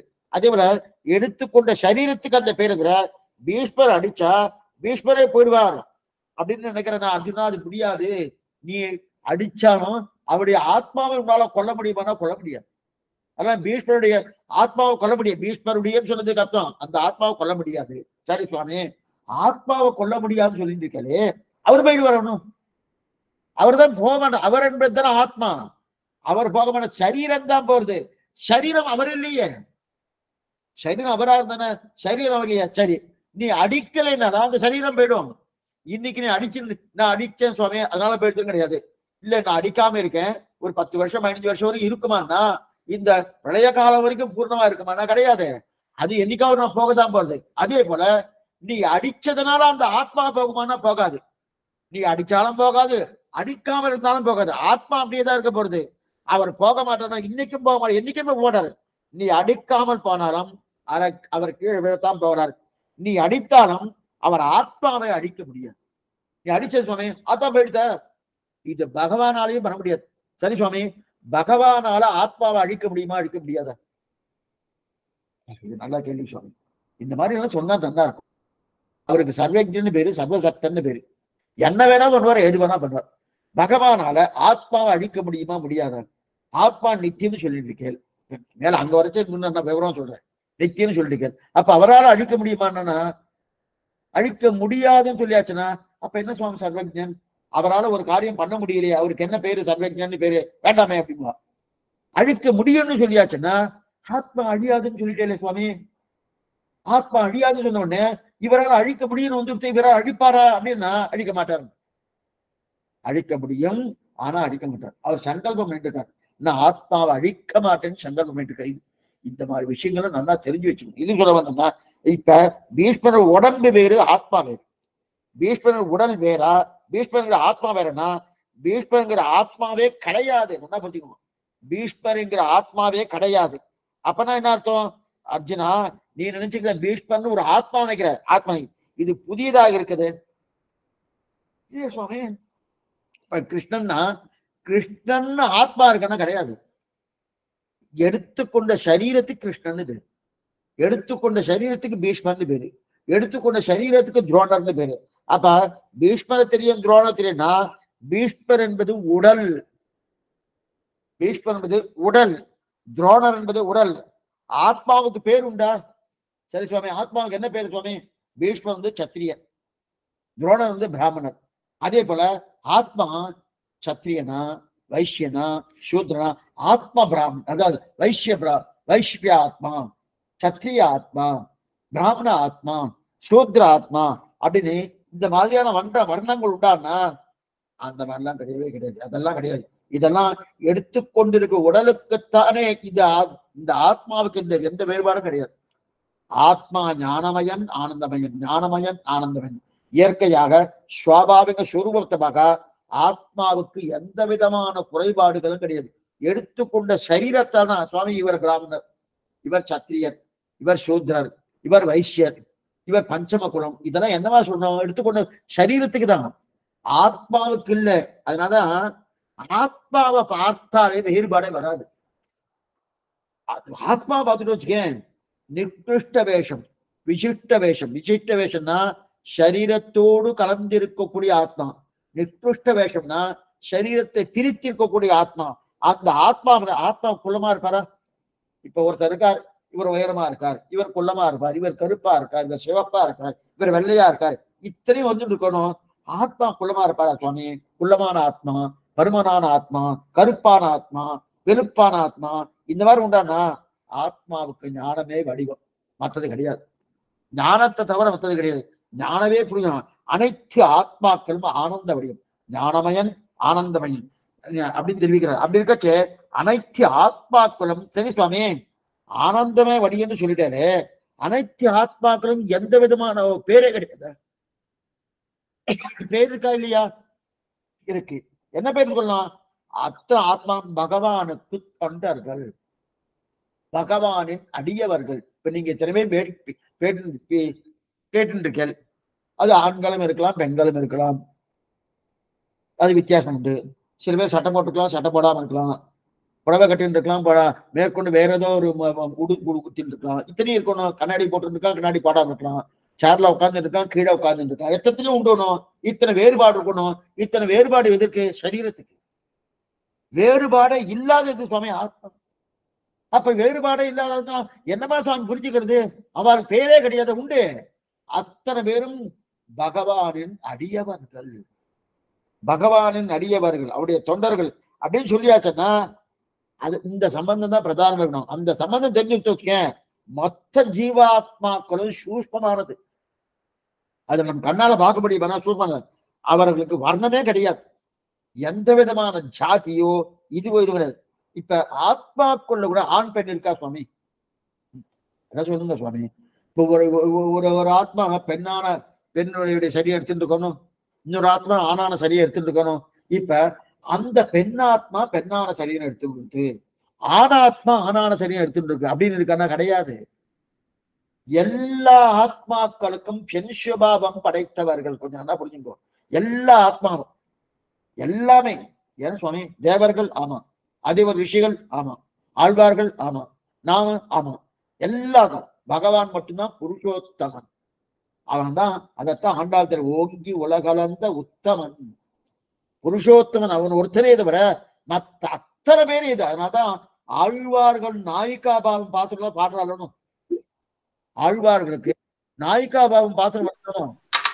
அவன் அதுல தாய் பாசனம், தோழி பாசனம், மகள் பாசனம் இந்த மாதிரி பாடிட்டு இருக்காலும். அதே போல ஆண்டாள் தான் ஆனான தன்மையில பாடி இருக்கலாமானோ? இல்லையே. எங்கேயோ ஒரு பாட்டு காமிக்கும்.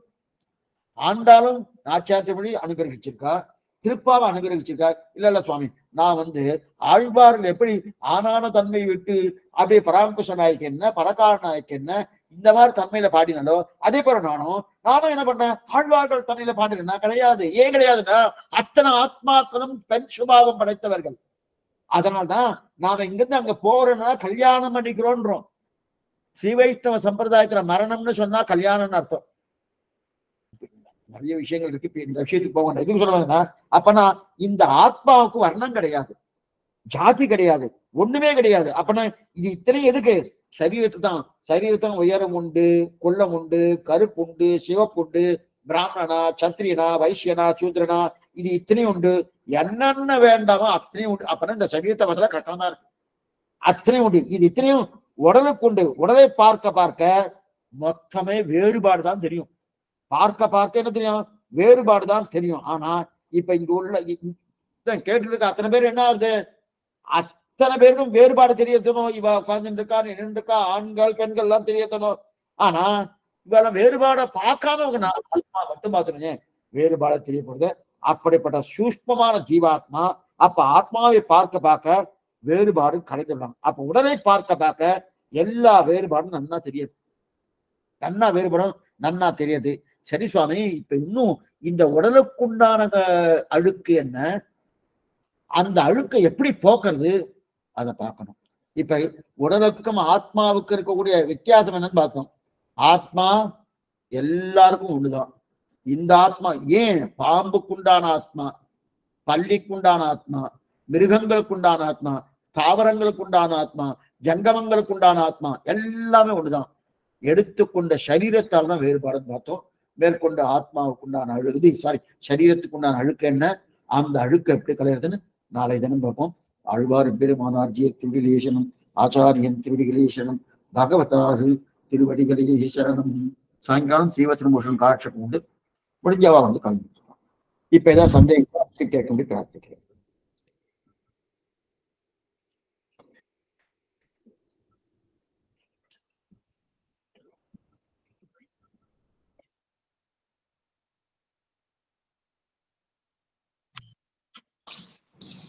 धन्योस्मि स्वामी. महाभाग्यं स्वामी. अडियन श्रीमती रामानुजाय स्वामी. श्रीमती रामानुजाय नमः. धन्योस्मि स्वामी. श्रीमती रामानुजाय. अडियन श्रीमती रामानुजाय नमः. अडियन श्रीमती रामानुजाय नमः. अडियन श्रीमती रामानुजाय नमः. ரொம்ப அருமையா இருக்கு. श्रीमती रामानुजाय नमः. भाग्य स्वामी. श्रीमती रामानुजाय नमः. श्रीमती रामानुजाय नमः. நன்றி சாமி, நன்றி. மன்னிச்சிருங்க சாமி. श्रीमती रामानुजाय नमः.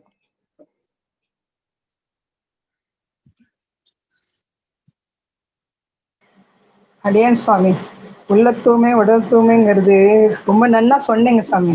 ரொம்ப ரொம்ப ரொம்ப நன்றி சாமி. அடியன் சுவாமி. ஸ்ரீமதி ராமானுஜாய நமः.